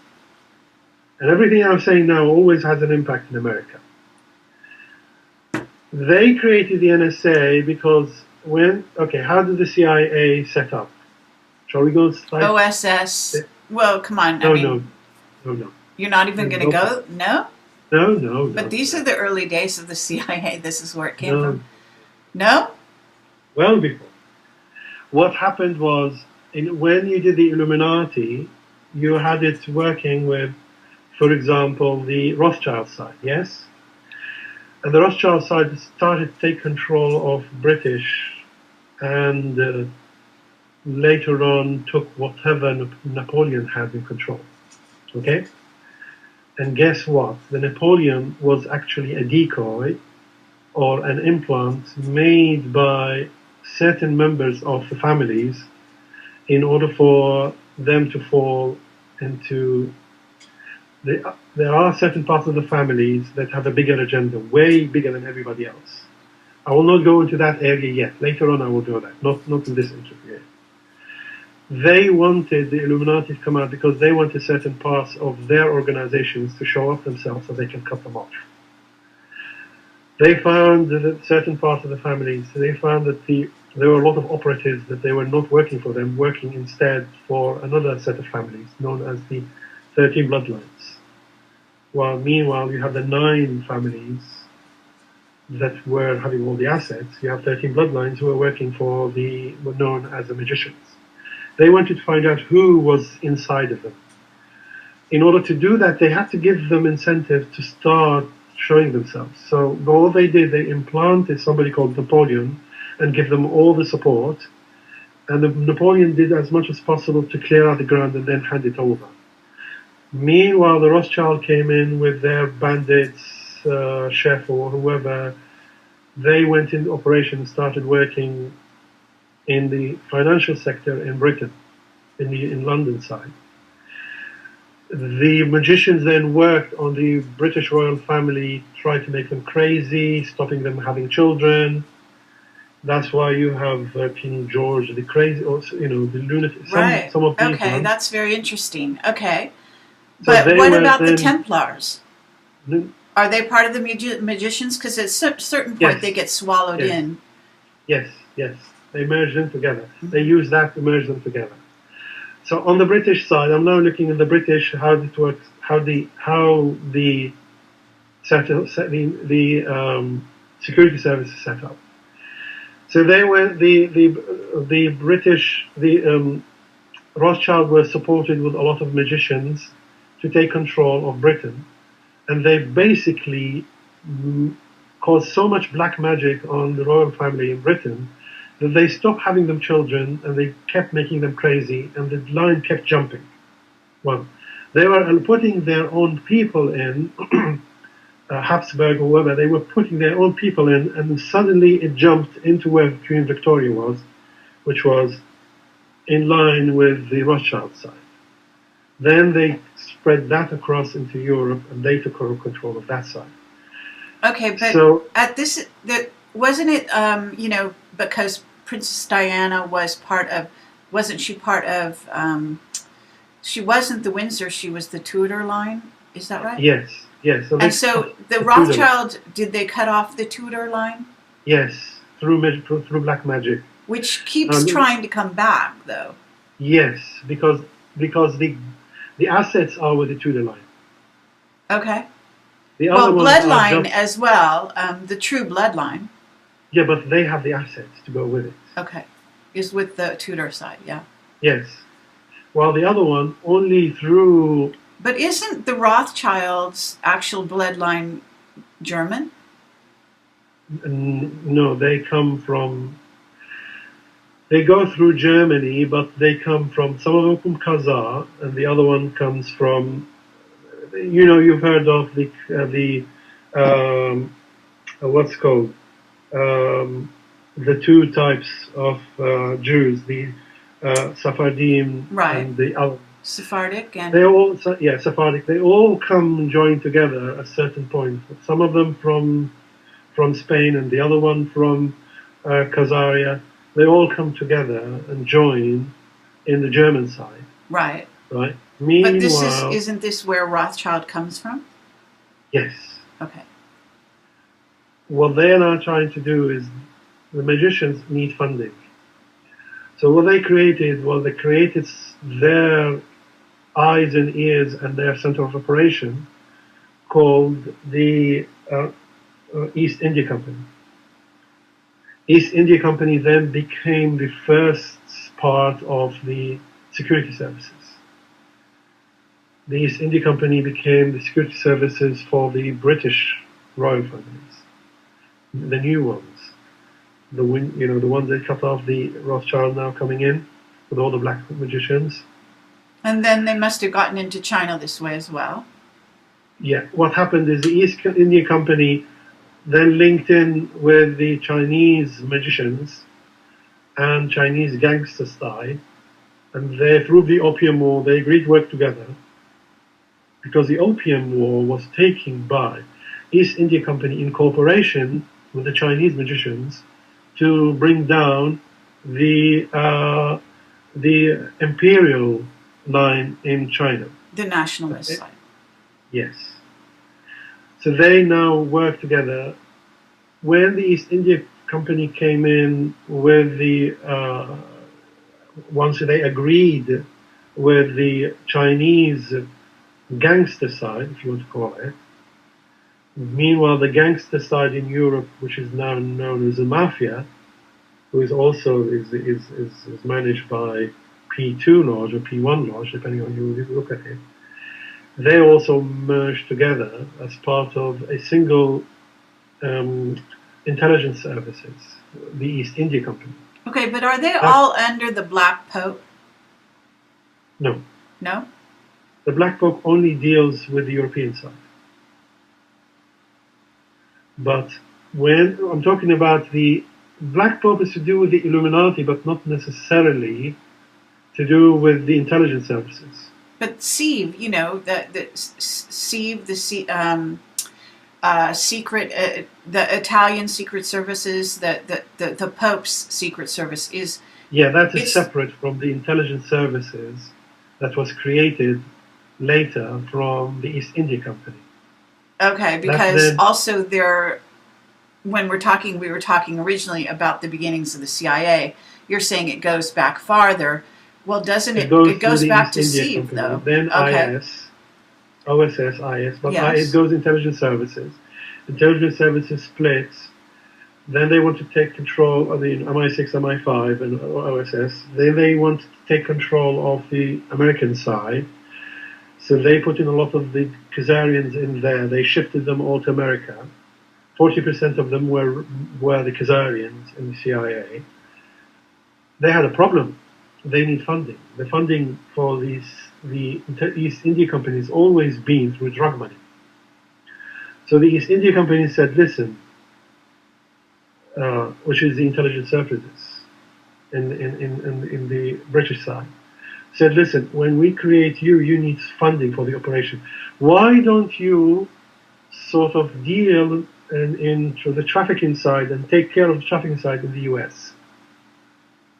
So then the CIA, the OSS, turned into CIA, became the dealer for the East India Company, the drug dealer working in America and the Americas.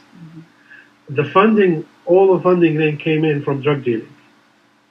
That's why everywhere where the CIA went, you will see the country was drug-free, and immediately it changed into being a drug center. Why drugs are used? Because drugs are the nefarious areas within the society, and the black and serious magicians use that network, and they use that to co-opt people, to do all the backdoor dealings through the nefarious activities of the drug trafficking. Well, yes, but also drugs create an opening in the individual for the Satanists to manipulate. Yes, for compromise. Yes. Whether they become Satanists or whether they become blackmailed or whether they become addicted, there are many routes. But what that does, it always goes through. The drugs always goes through that with money laundering. It has to do that. That's how it works. And it always goes with the white slave trade, with the human trafficking, yes, with the sex culture. It always has to go through this in order for the security services to be funded and also to be able to figure out what's taking place and to manipulate the politicians and the families or whoever to do their bidding through blackmail. Okay, but let's get back to the NSA now. So then the CIA started doing all that, but they were the other side were unhappy about the CIA. Who? Kennedy, for example. Now, the Kennedy side is from the Scottish Rites that never ever bought into the East India Company side because they were never ever with the Rothschild side. That's why you see the Kennedys working against the CIA. The others, and that's why you have always the two sides coming in and fighting within Europe. In order for the Scottish Rite to work properly and not be consumed by the Rothschilds, they worked hand in hand with the French royalty to keep control of America. And that's why they always had funding to come back again. Meanwhile, then you had the CIA bringing Bush in, later on bringing Obama in, and bringing the Clinton in, try to overwhelm this side. You see? So as they were trying to do it, they found that there was too much control of the CIA on the ground, and the Illuminati, the other side of the Illuminati, were totally unhappy with this. So they said, we will bring in an integration center that's called NSA. The NSA reporting back. Then what happened 9/11? Right? That's where 9/11 comes in. 9/11 was to compromise NSA. And this is how I explain it. The 9/11 was in cooperation with the Rothschild Group cooperating with the Bush with the coordinating with the MI6 with certain elements in Germany with the Mossad and the Bush family, right? Mm-hmm. They came in and put 9/11 in, and they took that out. Now, guess what? Then you have the Mossad side, or the Zionist side, using that to blackmail everyone in Congress who worked with them, were the Germans and the Brits, everyone else who knew about it and didn't do anything about it. They blackmailed them saying, if you do not give us a copy of the NSA tape, fresh, we will expose you and we will cause all the troubles for you. So then they created what's known as the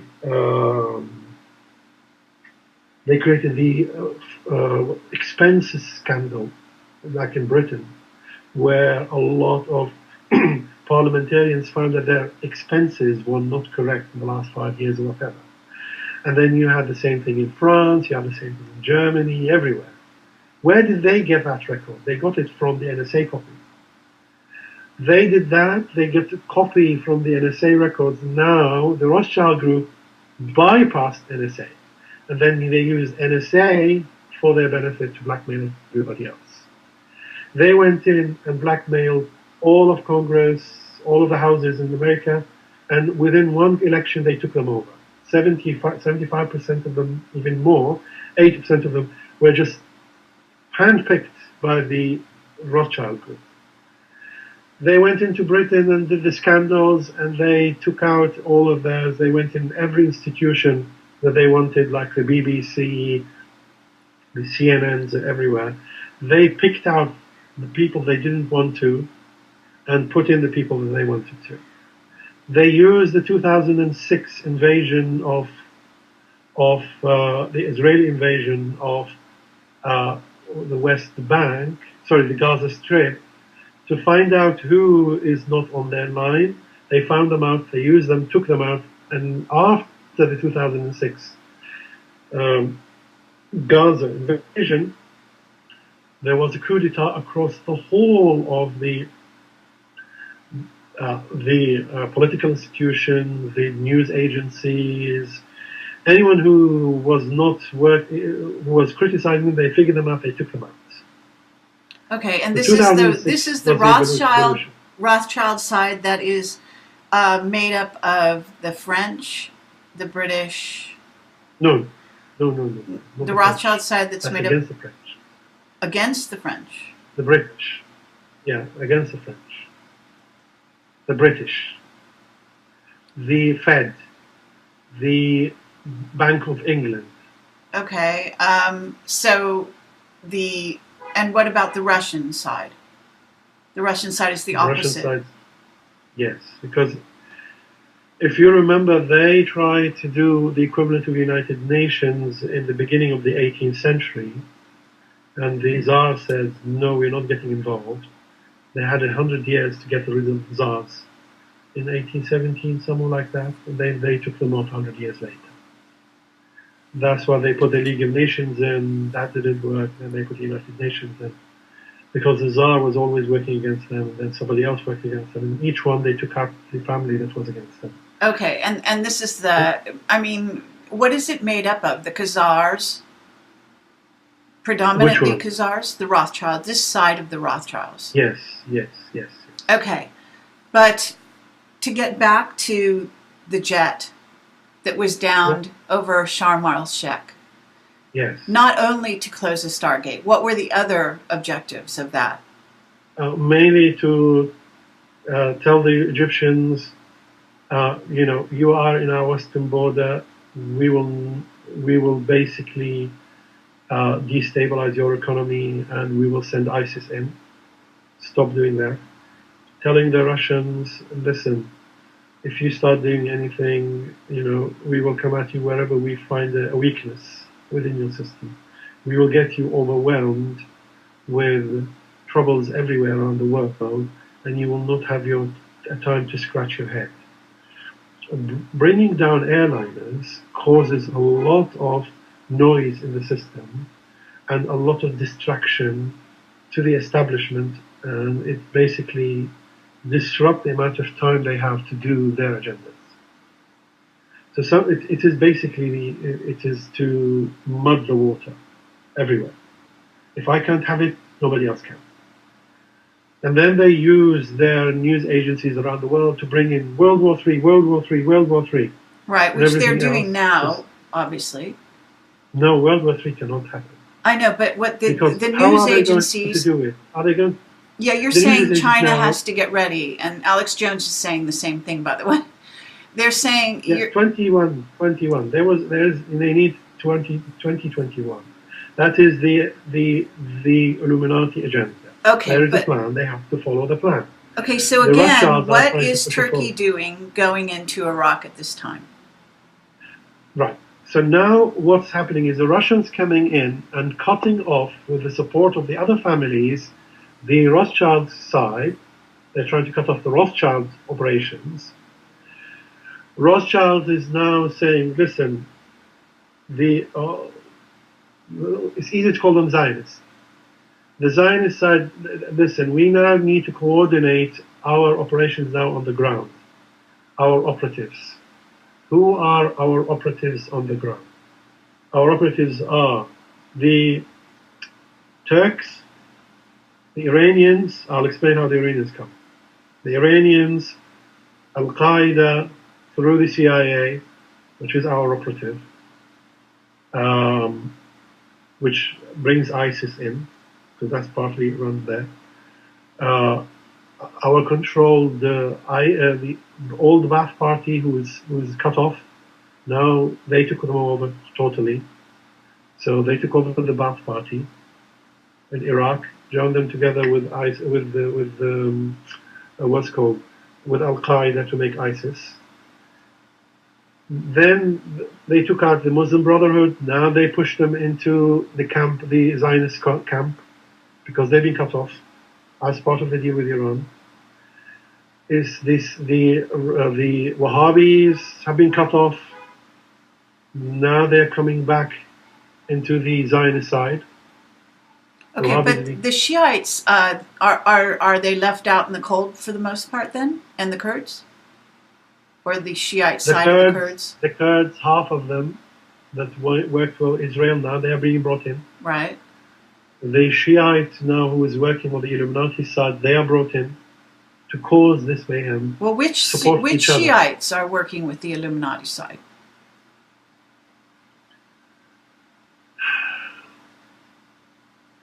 Let's move on.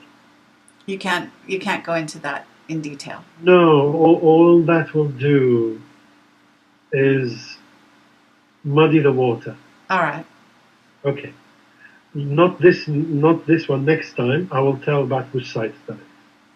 Okay.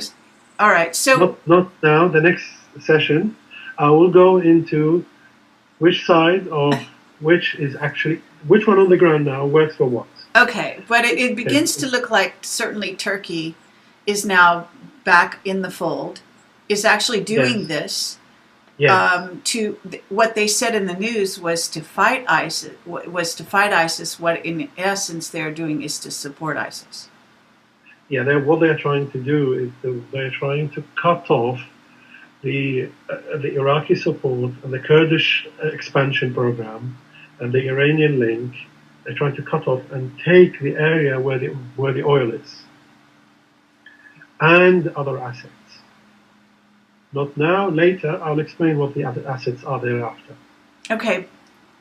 We've got to close this down because we've been going for ages, and I do want to ask the people that are listening, and thank you because you're doing an excellent job, in my opinion. I do want to say, if you have any questions, please put them in caps now in the chat box. Otherwise, we won't have time for them. And while you're doing that, I wanted to say, I was told that there is a push to get ISIS to go in to Turkey to demolish the ancient sites, such as Göbekli Tepe and others, some in Cappadocia, some on the coast, which are supposed Greek cities that aren't Greek at all, that were built by the Reptoids, basically. And yeah, they will be ISIS, allowed to do that.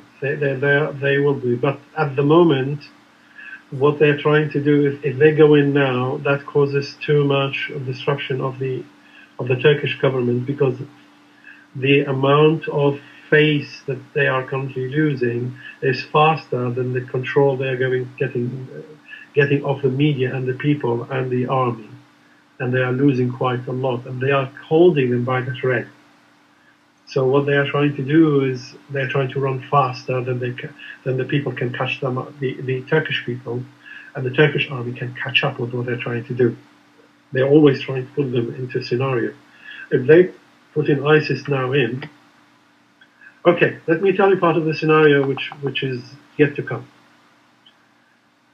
Where the Iranians are coming in, the Iranians have sent signals, that's coming out in the news, that they will pull out of Syria. Okay? Why? Because they want to destabilize the Russian attempt to control Syria.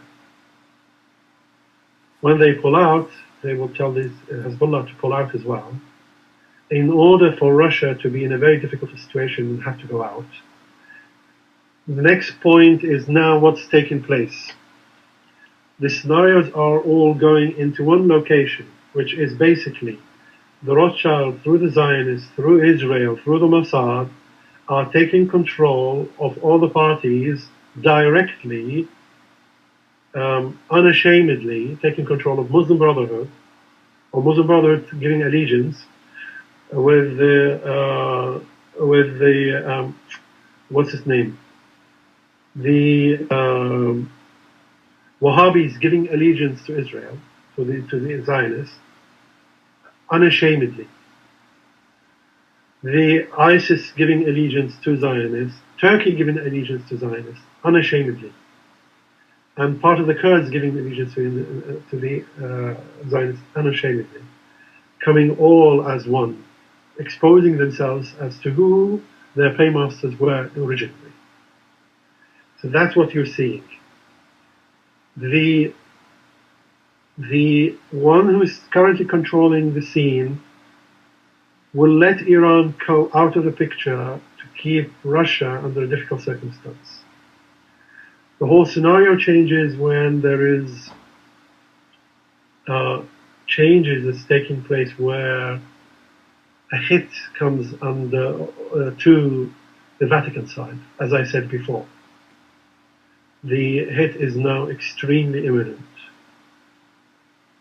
The P1, P2, they asked for at least 48 heads of the P1s, as the Rothschilds asked, as a tribute or as a recompense to what they have done because they sided with the Russians. So they're not going to be given that. So then their deadline of December 10th has passed. So now they are in position at any time to take them off. Whether they do it now, whether they do it in a month's time, they're now in full alert. If you look always, the Vatican, the Pope is asking, I want mercy, I want forgiveness. Have you noticed that? Everything, he talks about forgiveness, mercy, whatever. It's because he's seeing that there is a hit. He asked through every channel he used, including Adele. You know Adele, the singer? yes. Every message she sends out is their message to the outside world, to the Zionists. And the latest Adele message she sent out, she sent out The on one, their hello? behalf. Is it the Yes. song Hello? Yes. That was a message to the royal families, big ones, not the Illuminati, to come and protect them. And they are saying, we are sorry to have come against you. They went through each one, and each one were prevented by the benevolent forces from giving allegiance. Now, here is a message that I want to pass on, if I may, to the white hats in the Vatican side. The benevolence have removed support and are preventing any support to come to the help of the current Vatican head and those who are under him. They will not block the hate that is coming. My advice to them is to pray, work to support the innocent. Let the guilty, do not go down with the guilty part. Your presence is very important. Your survival is very important. You have a backup Pope. You have others who are in position in backup. Take them out where they are out of harm. Keep them safe. Leo is a good example where you might come talk to him. Maybe he will be able to bring you together. I don't know. I've not spoken to Leo about this. Leo Zagami I'm talking about. Yeah, I know that. The good side, but yeah. the trouble with Leo is that he let me was finish the possessed. message. But Let me okay. finish the message. You have a chance now where you can reconstitute the Vatican Church after the Satanists blast each other off. At that time you have the chance to come in and clear out the remainder of the Satanists after they have hit each other. You now know what you need to do. Get out of harm's way. You don't have much time. End of message. Okay. Right. So, what about? Let me see if there's any questions here. Actually, there are comments, but not questions that I see here. So, that's the nature of the audience we have here. This is an opportunity, guys. If you want to ask questions, Okay. But you talk a lot about the French side of the Illuminati and the royal families that are on the French side, and what they've done. In order to show a coordination between France and Pentagon. Understand, but also what is unclear is the Nazi side, because you're not really addressing that, and there's a large part of ISIS which. I had an interview recently with Peter Levenda, but it's been in the news as well, that the roots of ISIS and the roots of the Nazis go back into the same kinds of places. And so can you address, as briefly as possible, in light of how long we've been going here, your take on that, on the Nazi, the sort of the unification and the infiltration, really, of ISIS with the Nazi element. That comes through the CIA, I assume. But go ahead. Let me explain. Everything, as I always say, is managed by the benevolent side. The problem is if you use too many of the pawns in one game, there is not much you are able to use in the other part of the game. What the benevolent are doing are pushing back the Nazis so they don't get involved in this current scenario, because they have a final takedown, what's known as the judgment, later on.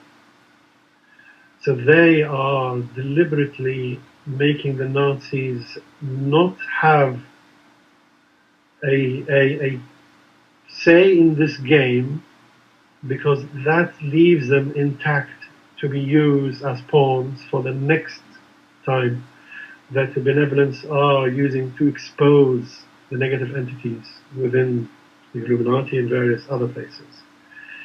So that's why you never hear about what the Nazis are doing now, even though there is a link, is because that link is being deliberately muddied, and no matter how much the Nazis are trying to come in, they are preoccupied with other matters. They are being preoccupied in order not to come into the equation. So that's why talking about the Nazis in the current scenario in the next few years, next 3 or 4 years, will not give you any predictions about them because they have been neutralized for the moment to be used later. Okay, then why? What about this preoccupation with, because it's always a division between communism and fascism, and the division within the family seems to also go down those lines as well. Yeah, the communism is the same culture as the Khazari culture. The fascism is the same culture as the Vatican culture or the the mafia culture, which they have in Venice. The communists saying nobody has anything. The fascists are saying we have a class structure. Certain people are in control of another set, and most people are in the lower side, right? But we have a ruling side. That's what the fascism is. And this is where the clash is also always is between we basically put everyone into the dump in subservient to Satan, or the other one saying we are subservient to Satan but in a hierarchy. Okay, now let's make a quick transition, and I know this is crazy, but this just so everyone knows, this our focus was ISIS and the whole situation within the world stage at this time, and you need to watch our other interviews. Actually, the ones that where he talks about the return of the Mehdi and so on and so forth, but at this time, you believe that there are certain things that were put out in my second interview, I believe, with you, in terms of what might happen in June with so-called Planet X or Nibiru and this red dust, etc. Now, Yes. according to Mark Richards, this is inaccurate. He's not getting any of this. And there is a Dyson sphere that surrounds most likely what they're saying is a brown dwarf. And this comes from Clark McClelland, as well as Mark Richards does say that it's very likely a Dyson sphere that is being mistaken, in essence, it sounds like, for Nibiru. Now, what do you have to say to that? Who did I send you the link about the musician, the British musician? What's his name? We are talking about David Bowie. Well, David Bowie has been out of the scene for ages. Are you saying he's... Yeah, he came back. Okay. So it's not called Dark Star, it's called Black Star. Oh, all right. Well, yeah. Right. The Black Star now is a series within David Bowie's one, is the Illuminati's alert to the public of the coming of Nibiru. And if you look at Black Star, but look at the Black Star lyric, which in the beginning it says this is owned by David Bowie and is part of his collection. If you look at the end of the lyric, there is the date of when the Dark Star is supposed to come, and the 1st of August 2016 is the date. Okay.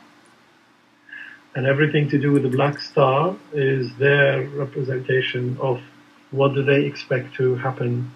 Now he has Lazarus coming out next month, and every one of them is David's attempt to alert the public on behalf of the Illuminati as to what is come forward.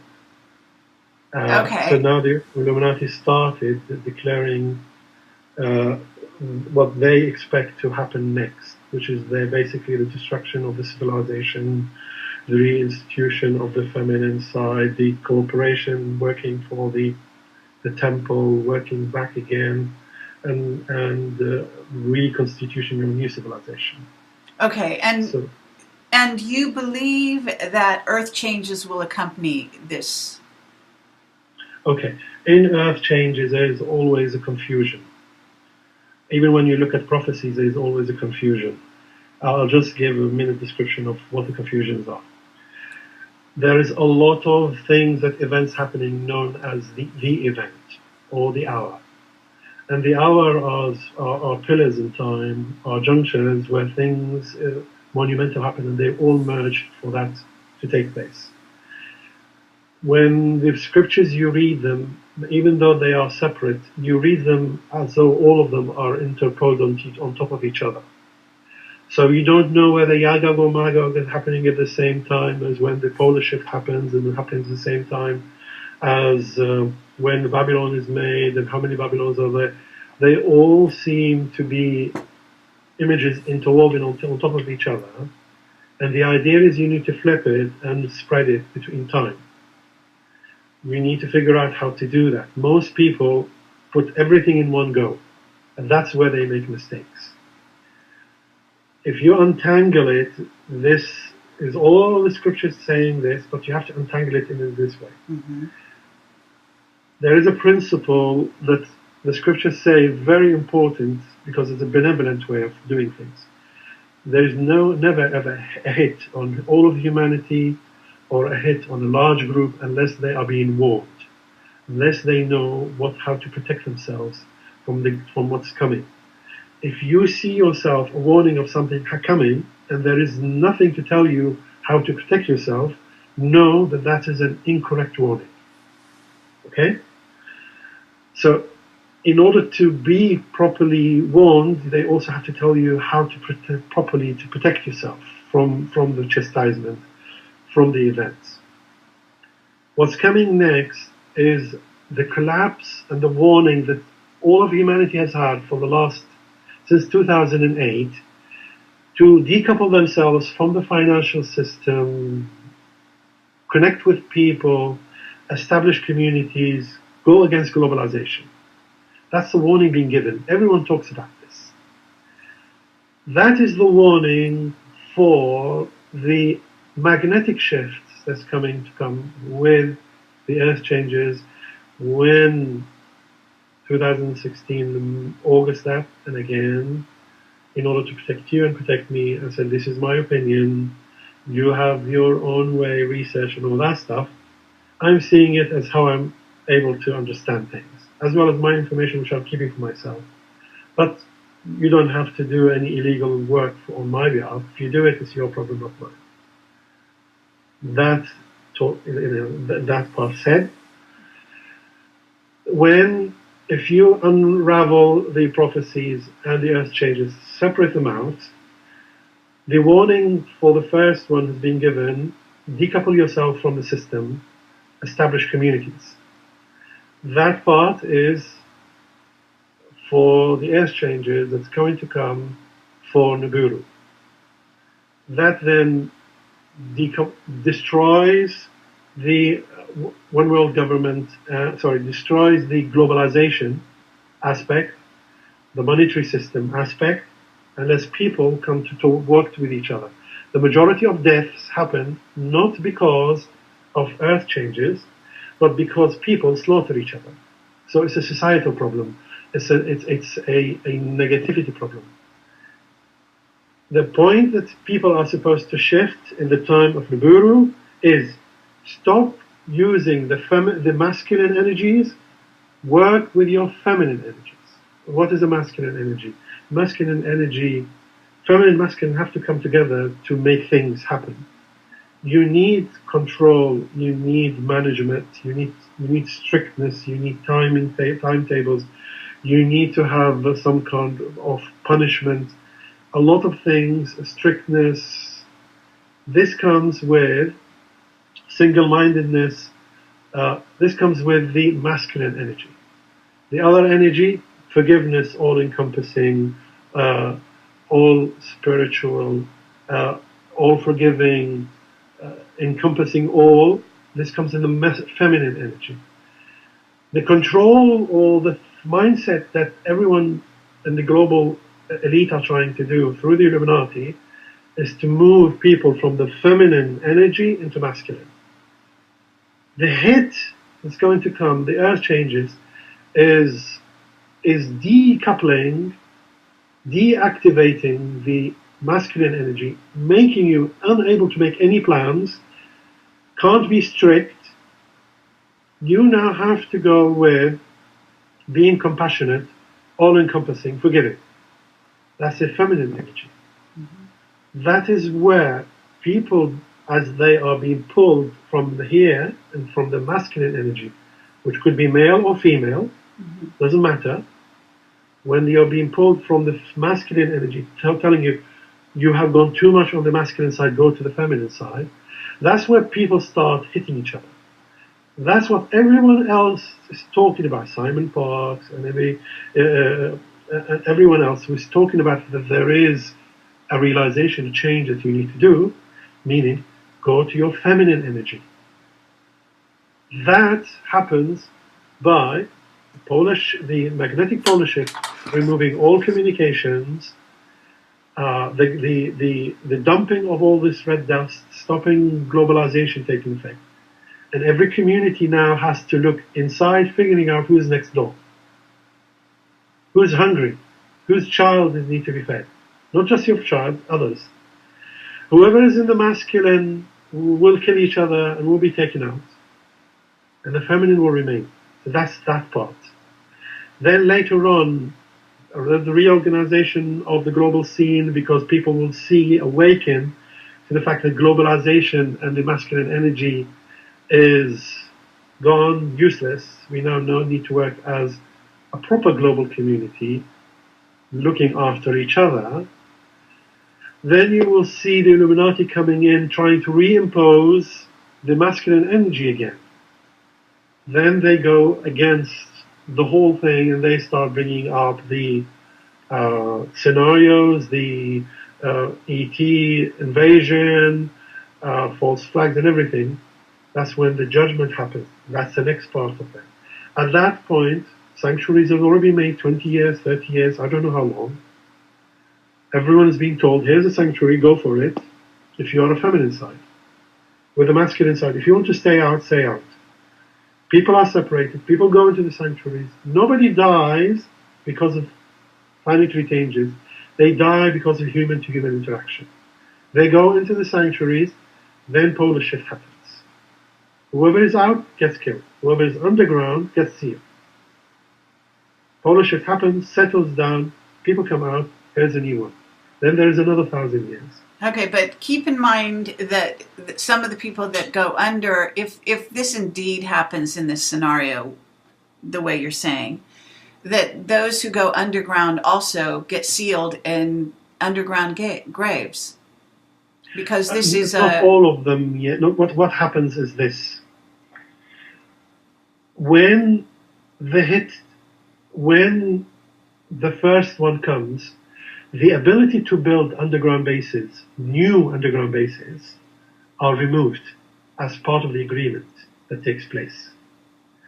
So what exists in the time between Nibiru and the chastisement, right? So in the underground gate, it's too big already. So even what the sealing happens is the sealing of the tunnels to come out again. Since they cannot come out again and they are not able to dig anymore, they are sealed into the cities that they've dug themselves under. Okay? And because the earth shifts, where they are trying to come out is either under the sea or under where it's been hit, where the whole land crumbles and morphs into either depressions or into new ridges, and the whole earth moves. All the channels connecting to up is closed, and all the channels in between are closed, and they are left as communities underground. to be then left with their god, who is the Satan called Anu or whatever, to deal with them down there. Okay. Now, isn't this? Are you aware that what you're doing is following a certain line of reasoning that is also goes along with a philosophy that does follow the Bible as a playbook, possibly the Quran, because I don't know it well enough to say whether it's a playbook or not, but I think perhaps you would. In other words, there's also a scenario that says that a lot of this that you're talking about was placed into the Bible as a sort of playbook, as what the dark side wanted to see happen, which they have actually tried to have happen over and over again, but that they failed, and that human consciousness has entered the mix as of at least the last 20 years, yes, let's say, and that it has changed the playing field and changed this scenario so that they are still trying to make it happen, but it's not happening the way they wanted it to. And this is part of their problem, that they've been behind the times, that they haven't actually kept up, been able to actually make these things happen the way they wanted. And that Nibiru is actually part of a failed scenario, that what you're talking about may actually be something that was planned, even along the lines you're talking about, but that it has been superseded by a different way because of the change in consciousness on the planet. Well, let me give you another plotting of the lines, which plots exactly on the points you raised, but it gives you a different picture. In order for the benevolent to do the changes and get rid of the negative elements, they have to give warnings. They gave the warnings into what we might call the religious scriptures, the holy ones, but what they've done is, instead of separating it neatly out, they superimpose it on top of each other. Then they cut it into a jigsaw and they split it across different scriptures. If you believe one part of the scripture, then you're not able to properly unhinge and see the scenarios as separate. You are seeing it as one. And that's why, if the Illuminati followed the proper sequence, they would have been able to know that at this point, they're supposed to have been involved in the feminine energy, not the masculine.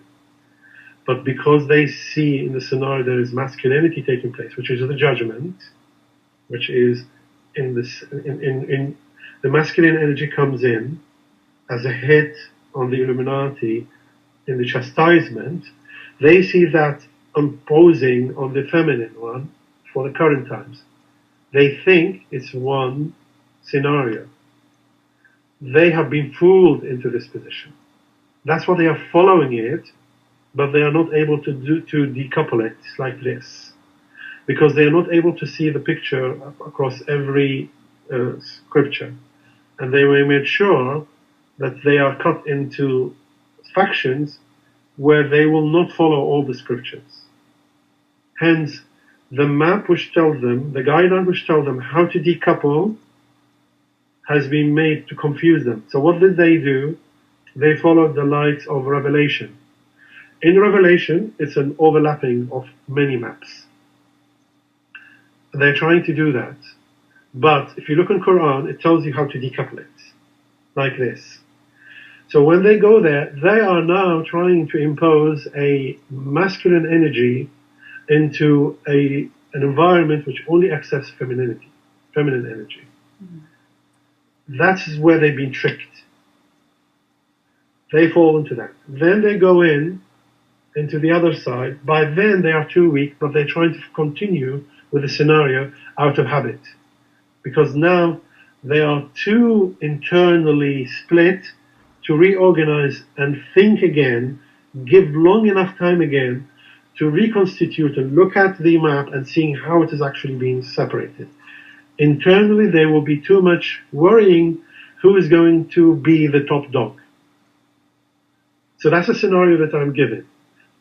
Okay. Different from the other one which says it's done by them. I'm saying no, they were duped into it by giving you all this stuff happening at the same time. Okay, but how is it, because Nibiru is actually their planet. Nibiru is bringing in, is this thing connected with Marduk, connected with the whole Satanist, the one world government, et cetera, et cetera. And the passing of Nibiru has always been their, their chosen way of then imposing their order on humanity again and again over the eons of various seedings. So why? Zechariah, yes. Zechariah Yeah. yes. Well, right. But not just through him. No, it comes from the Sumerian tablets. It comes from many places besides him. In other words, the return of Nibiru, this planet that comes in, is again you're focusing on it being the sort of instigator, if you will. And I'm wondering, are you aware of this Dyson sphere idea, and what are you hearing or what are you thinking about this sort of dichotomy? Because again, Nibiru is aligned with Anu and Anunnaki and, their rule, which is the one world government rule. Yes. Now, what you have to remember, didn't you receive reports saying that the Zetas went back in history and changed and implanted certain things? Yes. Right. Zetas have been doing many things. Yeah. Yes. So those, I put this scenario to you, suggestion that the part that says that the planet of passing is an inhabited planet called Nibiru, that part is implanted. So when you are calling this planet Nibiru, what do you call it? What are you seeing? I'm saying Planet X because it's easier. Okay, let me explain what the physics of Planet X is as far as I understand it. When a planet is larger than Earth, let's say 5 or more times, and that planet, when it becomes that large, the crust of the planet, the crust, will be too thin to withhold any kind of stresses that is inside the planet as it tries to maneuver its way through the cosmos. If it comes close to a star and trying to maneuver itself, like it's coming to the solar system, and trying to continue its way through a certain path, the engine starts and the engine heats up. The size of the planet means that the crust becomes unable, like an eggshell, unable to withstand the heat that's coming from the planet as the magnetic engine works. That then causes supervolcanoes to take effect, meaning it basically bursts out of energy. Why do we have supervolcanoes? Because the planet always has water inside it mixed along the whole strata of the planet. So when the heating takes place, water causes a lot of steam. That steam then drives supervolcanoes taking effect. When it does that, the planet's trying to control its way through. It has to generate a lot of magnetic. It has to spin very fast as it's trying to maneuver its way through the fast lane. That causes the planet to run faster than new normal, causing it to, instead of being circular or ball shaped, it becomes oval shaped, making a lot of stresses at the edge in the polar region. Sorry, in the what's called not the polar, the equator the region. belt around the middle. The equator. Yeah. The equators crack. The crust of the equators crack. A lot of water is pushed. The water is superheated. The water is then ejected out in supervolcanoes. The volcanoes are the ejector is so fast that the gravity cannot pull it back again. The ejector is hot. The ejector is water, which is oxide. and some part of the core of the planet, which is iron. So that's what you have, the iron oxide, giving you the red part.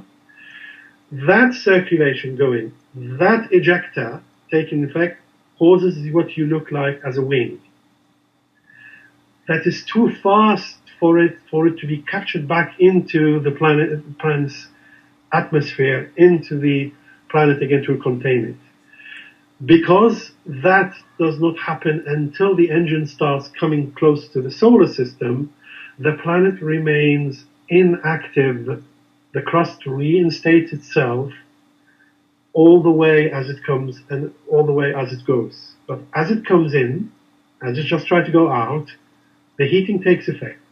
Whatever being exists on the top of the planet, in the crust, in the mantle, close to core, will be vaporized because of the supervolcanoes that's taken effect. That is pushing all this dust is coming off. As it pushes all this dust coming off, it's not a dust because it's heated.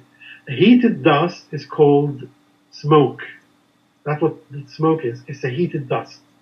That's why when the smoke falls on Earth, there is heat as well, compensating for the sun's light. Okay, but heat. let's talk about whether this planet is visible at this time. It used to be. I'm now tracking at the moment to see whether it should be visible just before dawn coming. I saw certain things. I have images, but I cannot confirm it. I'm waiting for confirmation. Every time I try to look at it, for some reason, whether it's benevolent or whatever, there are cloud coverage. But at the time we were able to see it, they looked like some planet with a tail behind it. Sorry, with the wings around it. But I cannot confirm that because every time we're trying to look now, we have been prevented for some reason.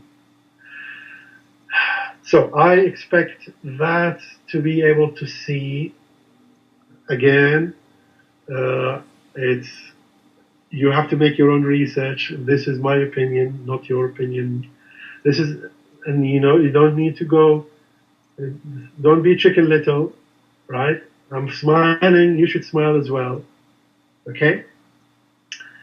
Let's look at it as a theoretical. It's all good. Go ahead. So Right. I have no problem with this. So the thing is that you still have this scenario and you believe that this certain thing will happen on the certain time, right? And you believe, you're saying August 3rd, but you were also saying, at least in my prior interview with you, there would be something around in June, if I recall. Yeah. Yes. And do you still hold with this? The June part is the first time the dust sort of comes. 3 days of darkness, no? Yes.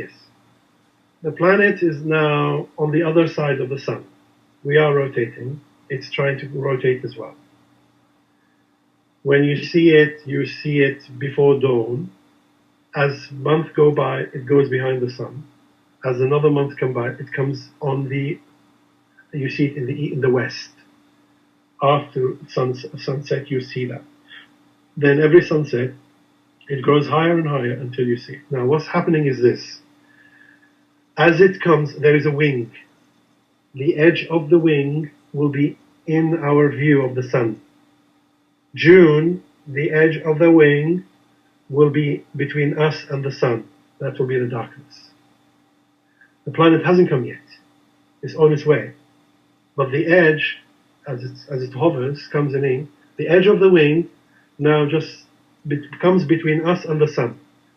Okay, and are you, I can't remember whether you believe it's coming on a perpendicular orbit to the elliptic of the solar system.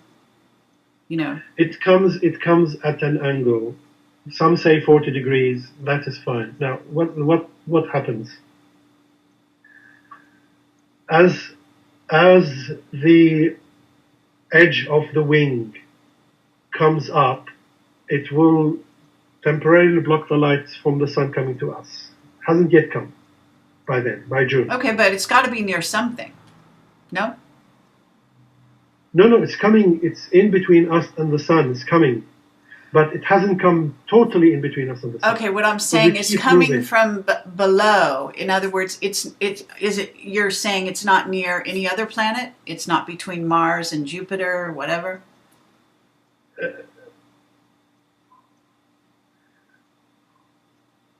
It has already passed the plane. It's already gone under the plane. Yeah. It's now making its way above the plane.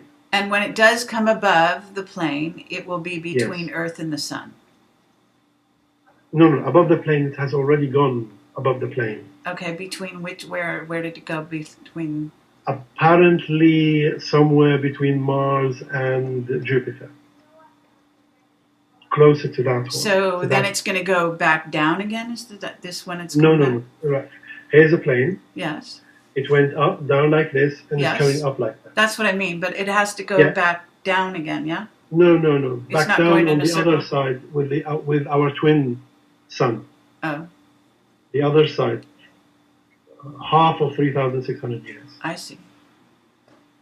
1,800 years. It goes through the sun and comes down again over there. Comes here, and then goes up again here. And it goes like this. Doesn't go like in and out and in like an H shape. Okay, No, but at this moment you're literally saying something is happening 6 months from now. So it must be very, very close. Yes. It's now made its return journey. So it's making its return journey. It's going, above the plane. And how fast do you think it's going?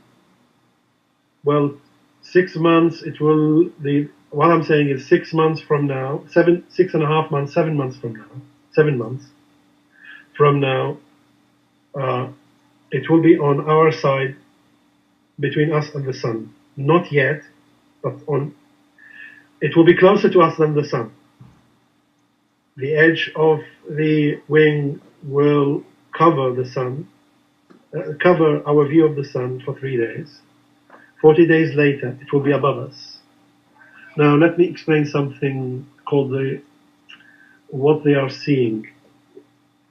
Here's a bit of physics that's not explained well, or not known well. Earth, as it moves, has a magnetic field around it. That magnetic field also acts as the lung of Earth. As it moves along, any of the good, beneficial particles that are there, the different types of material, are brought down and the magnetic field pulls it in. In the air, the space in between the end of where the solar wind hits the magnetic field and Earth, there is a big gap, both sides. One side pulls in the good, the other side pulls it out, sends it out. The good material comes in. Earth then has an interaction, the energetics has an interaction with the top of the atmosphere. The good material comes into the atmosphere, into Earth, replenishing the atmosphere. Meanwhile, the atmosphere has all the split ions and the unbeneficial hydrogens that have been created as they are splitting off. They go back out. So there's a cycle. It's like a lung. Mm-hmm. What happens is, as things are pushing, causing spikes in the magnetic field, where there becomes holes, like CERN, generating a lot of magnetism, hitting the magnetic belt around us, causing collapses in certain points.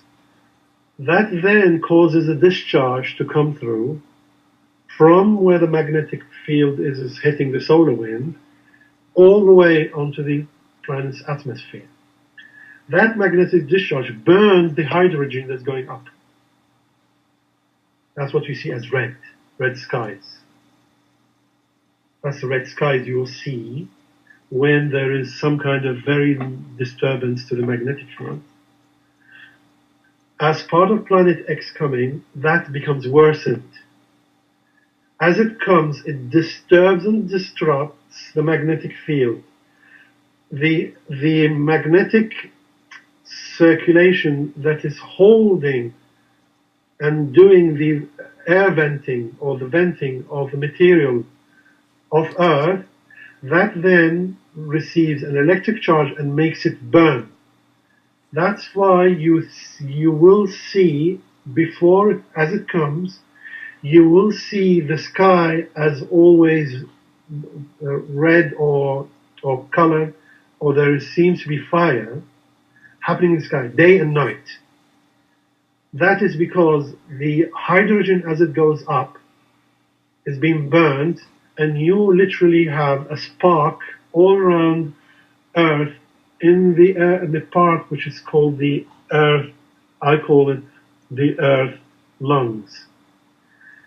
When the planet comes, then it starts sending more of its energetics, because the two planets have different charge to it. The charge transfer happens. Then you will see all the dragons playing in between the Earth atmosphere and the magnetic Earth protection, several thousand kilometers. And that explains certain phenomena that we will be seeing. Okay. But at this moment, we've been going very long time, and there is some of this explained in my prior interview with you. So what I would like to do is perhaps have you back, and we can talk more about this in the future. And I think this is plenty for people listening, and we will divide this up into more than one part, because I imagine it's actually been a few hours long. The thing is, just to wrap up, do you want to say where you're getting your information? Anything about that? So that, and also the last question of the day is, if we reach June and even August, and this doesn't happen, where will you be then? I will be happily having a tequila, even though I don't drink, but a non-alcoholic tequila somewhere in the Hawaii or the Havanas, having my what's the word? Retirement, right? Okay. So, okay. Now, where do you want to say where you get this information? I'm a consultant to the major families, some of which I have not named to you, which means that I am privy to a lot of knowledge. Not from them necessarily, but the fact that I'm in that position, circumstance, bring that knowledge to me.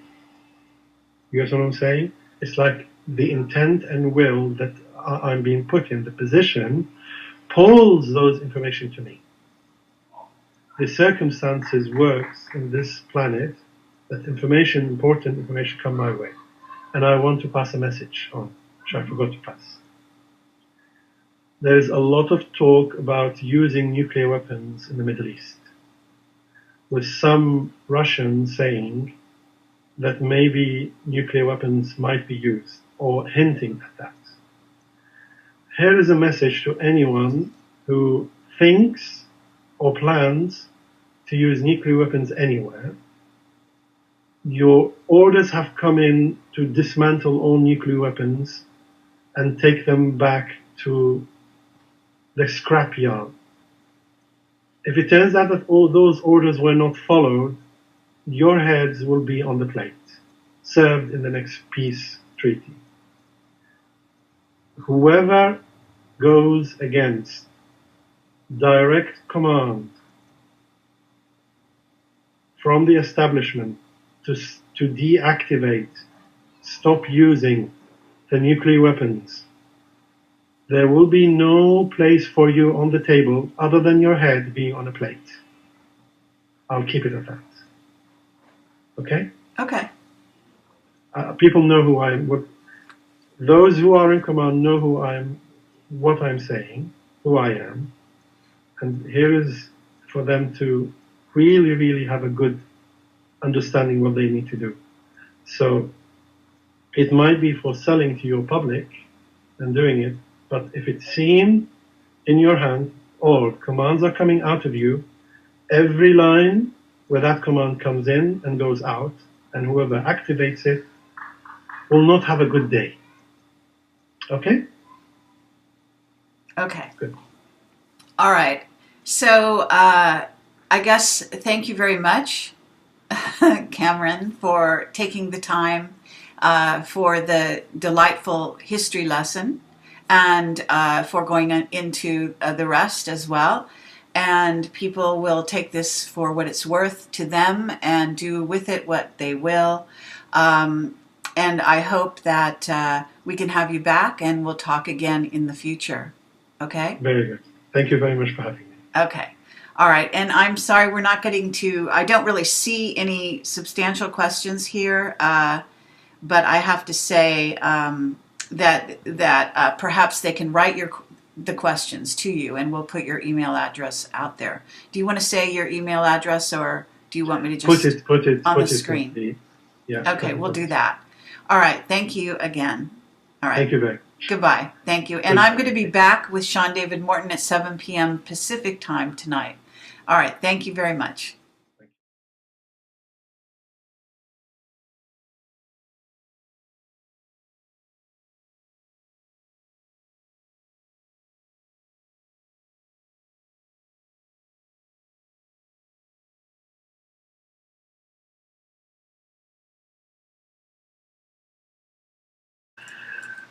The the person who was supporting them and training wise was so on the ground.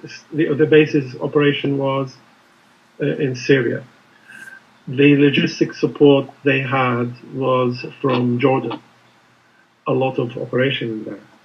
The training and cooperation and coordination taking place was done in Egypt by Mubarak at that time. Excuse me to bother. I'm sorry to interrupt.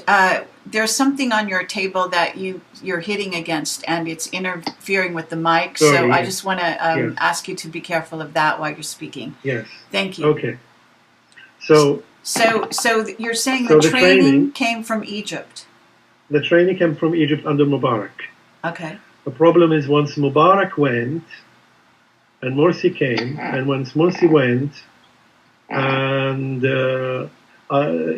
Sisi came, that training structure disappeared. That support aspect disappeared.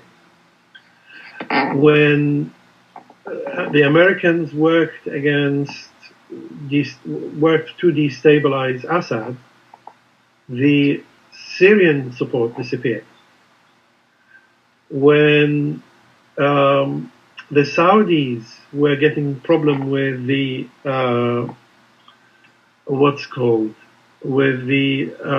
spring uprising, Arab uprising, they were too preoccupied to come and support Iraq. So as you can see, and also when Iran was taking more and more control on the ground in Iraq, there was less support they had on the ground. The other side was winning, and they had less seats taken in every government. Every government came in, they had less and less seats. Okay, I'm sorry. There's still some background sound happening. I'm not sure what it is from, so just wanted to tell you because it's interfering with your speaking. Okay, how about now? Is there any interference? No, it's fine now. Okay, so then the change occurred. You have to remember, is at the same time there was the Baath were mainly taking the non-religious secular arguments. For the religious argument, they were using the Iraqi newly created Al-Qaeda, right? So they brought in Al-Qaeda. Al-Qaeda did not exist until America came into Iraq.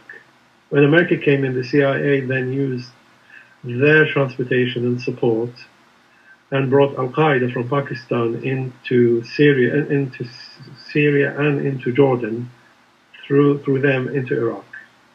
So Al-Qaeda came into the scene with the full support of the CIA on the ground.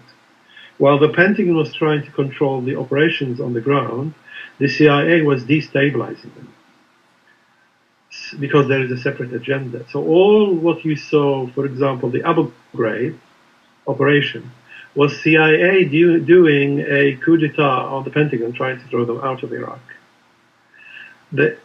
In America, there are 6 or 7 different parties who were dealing with Iraq, each of them having their own agenda. Those agendas were constantly conflicting, therefore, there was no singular direction to what was taking place from the American side. They had the uh, White House separate from the Congress. The Congress, the White House was being controlled more from the Vatican side. The Congress was being controlled by from 2006 onwards, was more controlled by the Mossad Israeli side. Then you had the Pentagon, who was being controlled controlled by the European families, who were controlling America and France, mainly the French royalties. Then you had the Bush side, who was amassing his armies through all these mercenary forces. He was trying to get the American military deposed in order for them to get the mercenary people in. So that was used in order to have an equivalent size of forces in America on the mercenary side, paid for by the Pentagon operation. Then you have the CIA-run operation to bring coordination and peace in the whole process. Sometimes the peace is not comfortable to certain people, but what's important is that the human experience continues in its evolutionary progress of experiencing choices. And my role has always been to make sure choice is always there. So that's where I come from. My role is to facilitate continuous choice. Okay, Kameran, I want to, just for the people that are listening to this, and thank you for that, I do want to say, if you could be a bit more specific in terms of your exact background, as we've done in the very early interview, where you say, you know, the number of degrees you have, this sort of thing, and also your financial actual work in the area of finance, so that people understand that you really do know what you're talking about in that world. Yes, when I was 19, 20, I finished my physics degree in Manchester University. I also done postgraduate studies in astrophysics and in Queen Mary University of London. I have also attended most of the education necessary to be a religious scholar within the religious community. I am from the Shiite sect. I have a lot of knowledge and done a lot of teaching on in theology and bringing closer the understanding between the Islamic and Christian and Jewish religions and groups. Meanwhile, working in politics, advising the governments for the last 10 years in setting up financial institutions, assisting them, bringing large banks into the country, helping in the election process, bringing in the credit rating for the country. Meanwhile, on the financial, I have been working in majority of investment banks, UBS, Goldman Sachs, JP Morgan, you name it, and also assisted to open large banks in Iraq for that sense. Dealt a lot in the back offices of the financial institutions. Meanwhile, I'm also assisting actively those who matter within the financial world in trying to stabilize the whole financial system. Okay, and you also are very astute when you say you've worked in the financial area in terms of the computer technology, right? Yes, there isn't a computer technology used out there in the financial system that I do not know about or have had my hand in. And I can reconstruct the whole financial system from scratch if necessary. That's the kind of knowledge I have. Very sophisticated. And Yes. you also, I think in the first interview, you mentioned that a certain amount of money had crossed your hands, as you put it.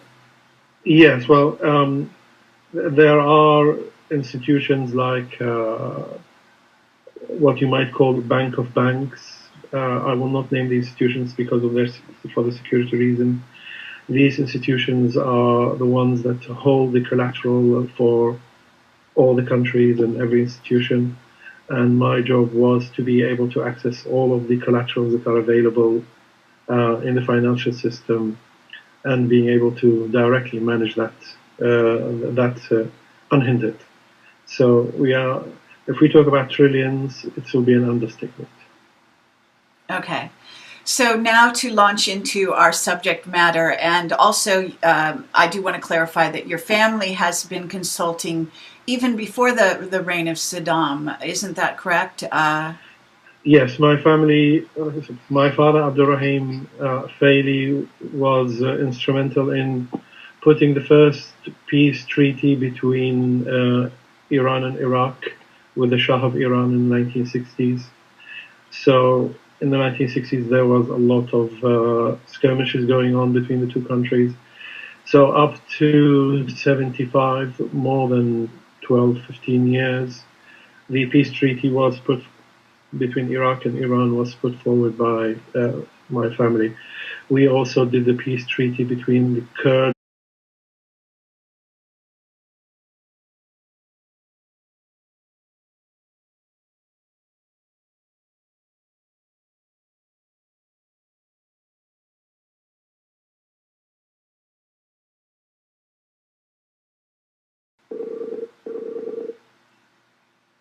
Greetings. Hi. Okay, we're about to go live, and this looks like it's working, so that's very good. Hold on one moment here. And hello, everyone.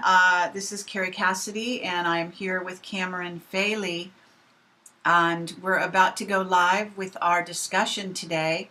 We're going to be talking about ISIS and events to come. And that's a pretty general title, and that is very purposeful. So thank you for tuning in to us, and we will have a chat room on the side here, and for anyone who wants to ask their questions, we will try to get to them at a certain point in this discussion. Greetings from London. Excellent. And just let me ask you, because I'm on my way there in a few days, how cold is it over there? I assume it's going to snow, but it will not snow, God willing. It won't snow. No, it's going to be cold and frosty. So bring in your winter clothes as much as you can. Okay.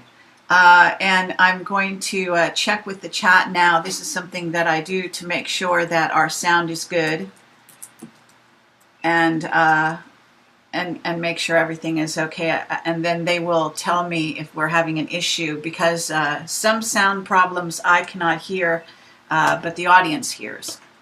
So that's why we have to do that. So it looks like we sound good. So at this moment, welcome, and it's lovely to see your face, and to have such a good connection with you here.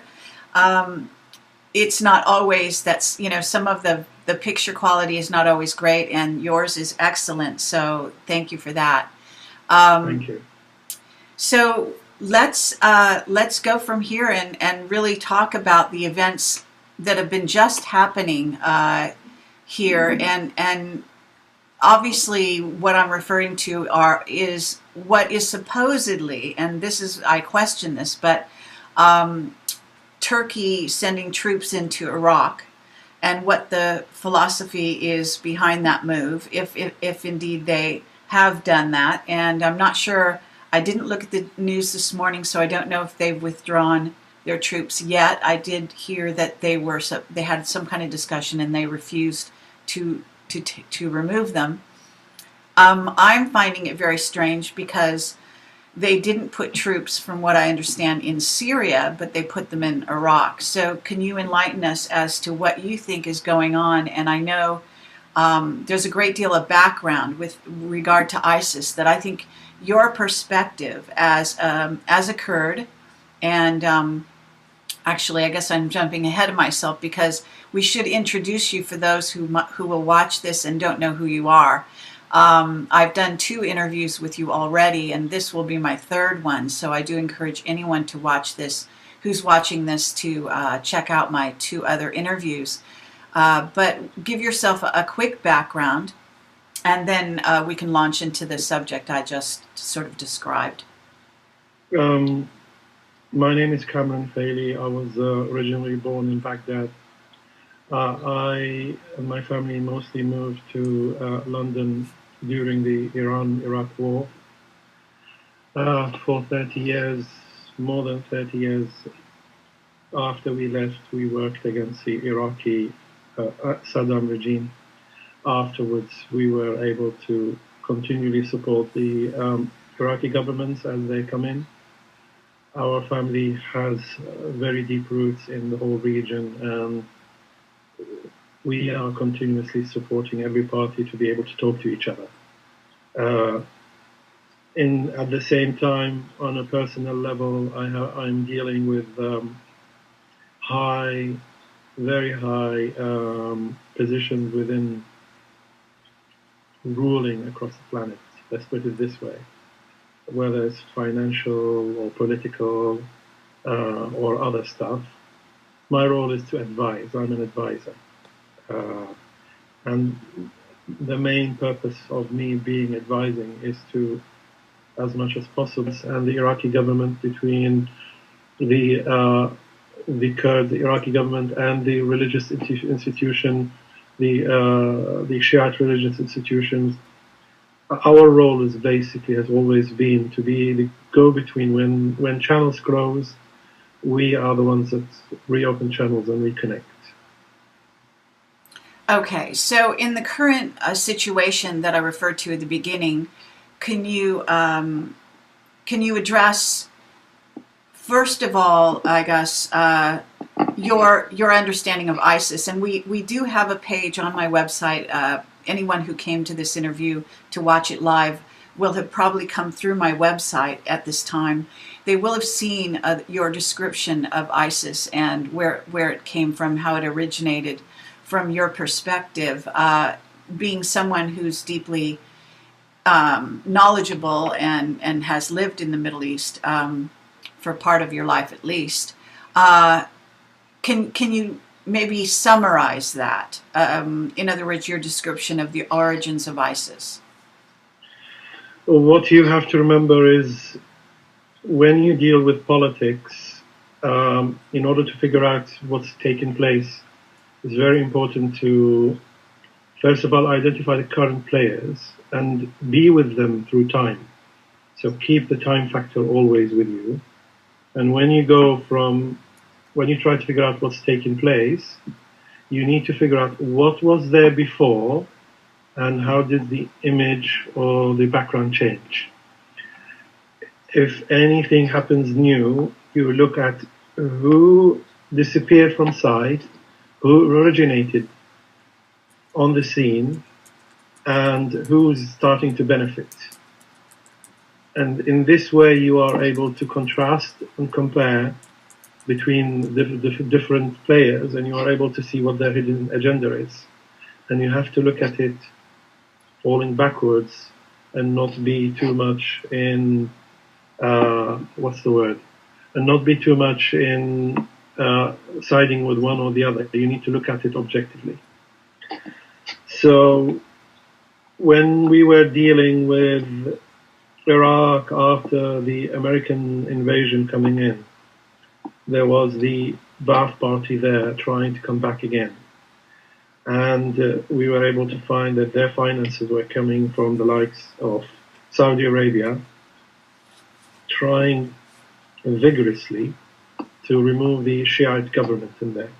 For some reason, the king of Saudi Arabia at that time, King Abdullah, was uh, told, convinced by certain parties that there is a Shiite coalition, and the Shiite is now controlling the whole region again, and you need to actively stop that coalition. I think those came originally from the Israeli side, assisted by CIA. So it gave him that image. From then onwards, when the invasion took place, the Saudis put in $4 billion of his personal funds made available to re-establish the Ba'ath Party, even though they have just destroyed Saddam, but they were still wanting the ruling Sunnis to continue, and the ruling Sunnis just remain in the Ba'ath side. So they wanted the Ba'ath party to come back. Before then, they have given a lot of people within the government, or those who are being constituted with the Americans, they had a lot of Ba'ath background. So they were hoping that those parties will come into government. But every time they try to constitute a new government, the Ba'ath elements, which are very satanistic in the way that they deal with things, very brutal and fascistic, they have a problem in the fact that their aggressiveness comes out in the way they talk. If they were less aggressive in their discourse, they would have taken the scene, but unfortunately for them, they were too aggressive. What they did was they used the tricks and all that stuff to try to dupe the Shiite side to be with them and saying, we will give you part of the government, you let us come back and control. So while this was happening, they were constantly saying, we will not be dealing with the Kurds. But the main problem was, from the beginning, the Kurds need to come into the scene, and that's where they made a mistake. They should have aligned themselves properly with the Kurds. They did not do that. So then what happened is the information came out to the Kurds, and the Kurds says, we will not be dealing with the Ba'ath. Instead, we will just have a coalition with the Shiite side. So from the beginning, since 2003, the Kurds have always been in coalition with the what's called Shiite side, for the simple reason that the Ba'ath-controlled Sunni side was not giving them a chance historically. So that's why the Ba'ath never came in. And what happened was the management of the Iraqi political scene by the Saudis and the Americans were cycled around the 4-year elections. Once they started cycling that one, their agendas kept changing according to how good they have done in different elections. So you see the change in scenery, because at that point they did not have a lot of control on the ground, but they were hoping to control through the political scene. When the political scene was getting nowhere, and the Americans were putting a lot, with the help of the British security services, the MI6, the main people involved in that is the trilateral group working with CIA and MI6 consulting, on the ground managing, but CIA is the one who's sort of managing the process on the ground. But MI6 was looking on as a consultant. So they came in and said, "What are we going to do with the Ba'aths now? Because these are the Christian side. Sorry, the Sunni side." And they said, "Okay, we need to bring in parties." So what they've done is, they had for the Ba'ath, you can see how it was managed in the first place. The operation was run from Syria. And the Syrian operation was there because the Ba'ath party in Syria was the originator of the Ba'ath in Iraq. So the Ba'ath Party in Syria assisted the Ba'ath Party to come back in Iraq, but hoping that they will come in their side. So that's where it started, with the Ba'ath side Okay, in Syria. and are you saying the leader of Syria, is he aligned with the Ba'ath Party? He is the head of the Ba'ath Party, but at the same time, he is having to contend with the Ba'ath, even though he is more coming towards the Shiite side. And the main reason for that is the Iranian support has always been there, and that is a kind of coalition that he always wanted to be. So on a personal level, he feels the fact that he can rely on the Shiite side and cannot rely on the Ba'ath side. Now you have to remember, Ba'ath is made by its founder, Michel Aflaq. Michel Aflaq is a Freemason. So he brought Freemason control of Iraqi government through the Ba'ath Party. So the Ba'ath is a Freemason organization. When you have Freemason organization, it means that you sometimes get orders from outside of your sector. The Bashar Assad and his father did not like orders coming into the Ba'ath Party away from the organization structure which he was in, and he was supposed to be heading that. So they worked quite a lot trying to stop that connection with the Freemasonry aspect, and they destabilized the Freemason connection to the Ba'ath Party. Okay, but just because... There's a story. I'll put go these ahead. pictures wrong. So this is a picture from 2003 up to 2 years ago. So the center of operation for the Ba'ath Party, when I say the Ba'ath now, everything now when I say Ba'ath will be ISIS later. So everything I talk about Ba'ath will merge into ISIS. So you need to understand how that works. And why ISIS came into the scene with Ba'ath being Ba'ath 2. Version 2.2, 2.0.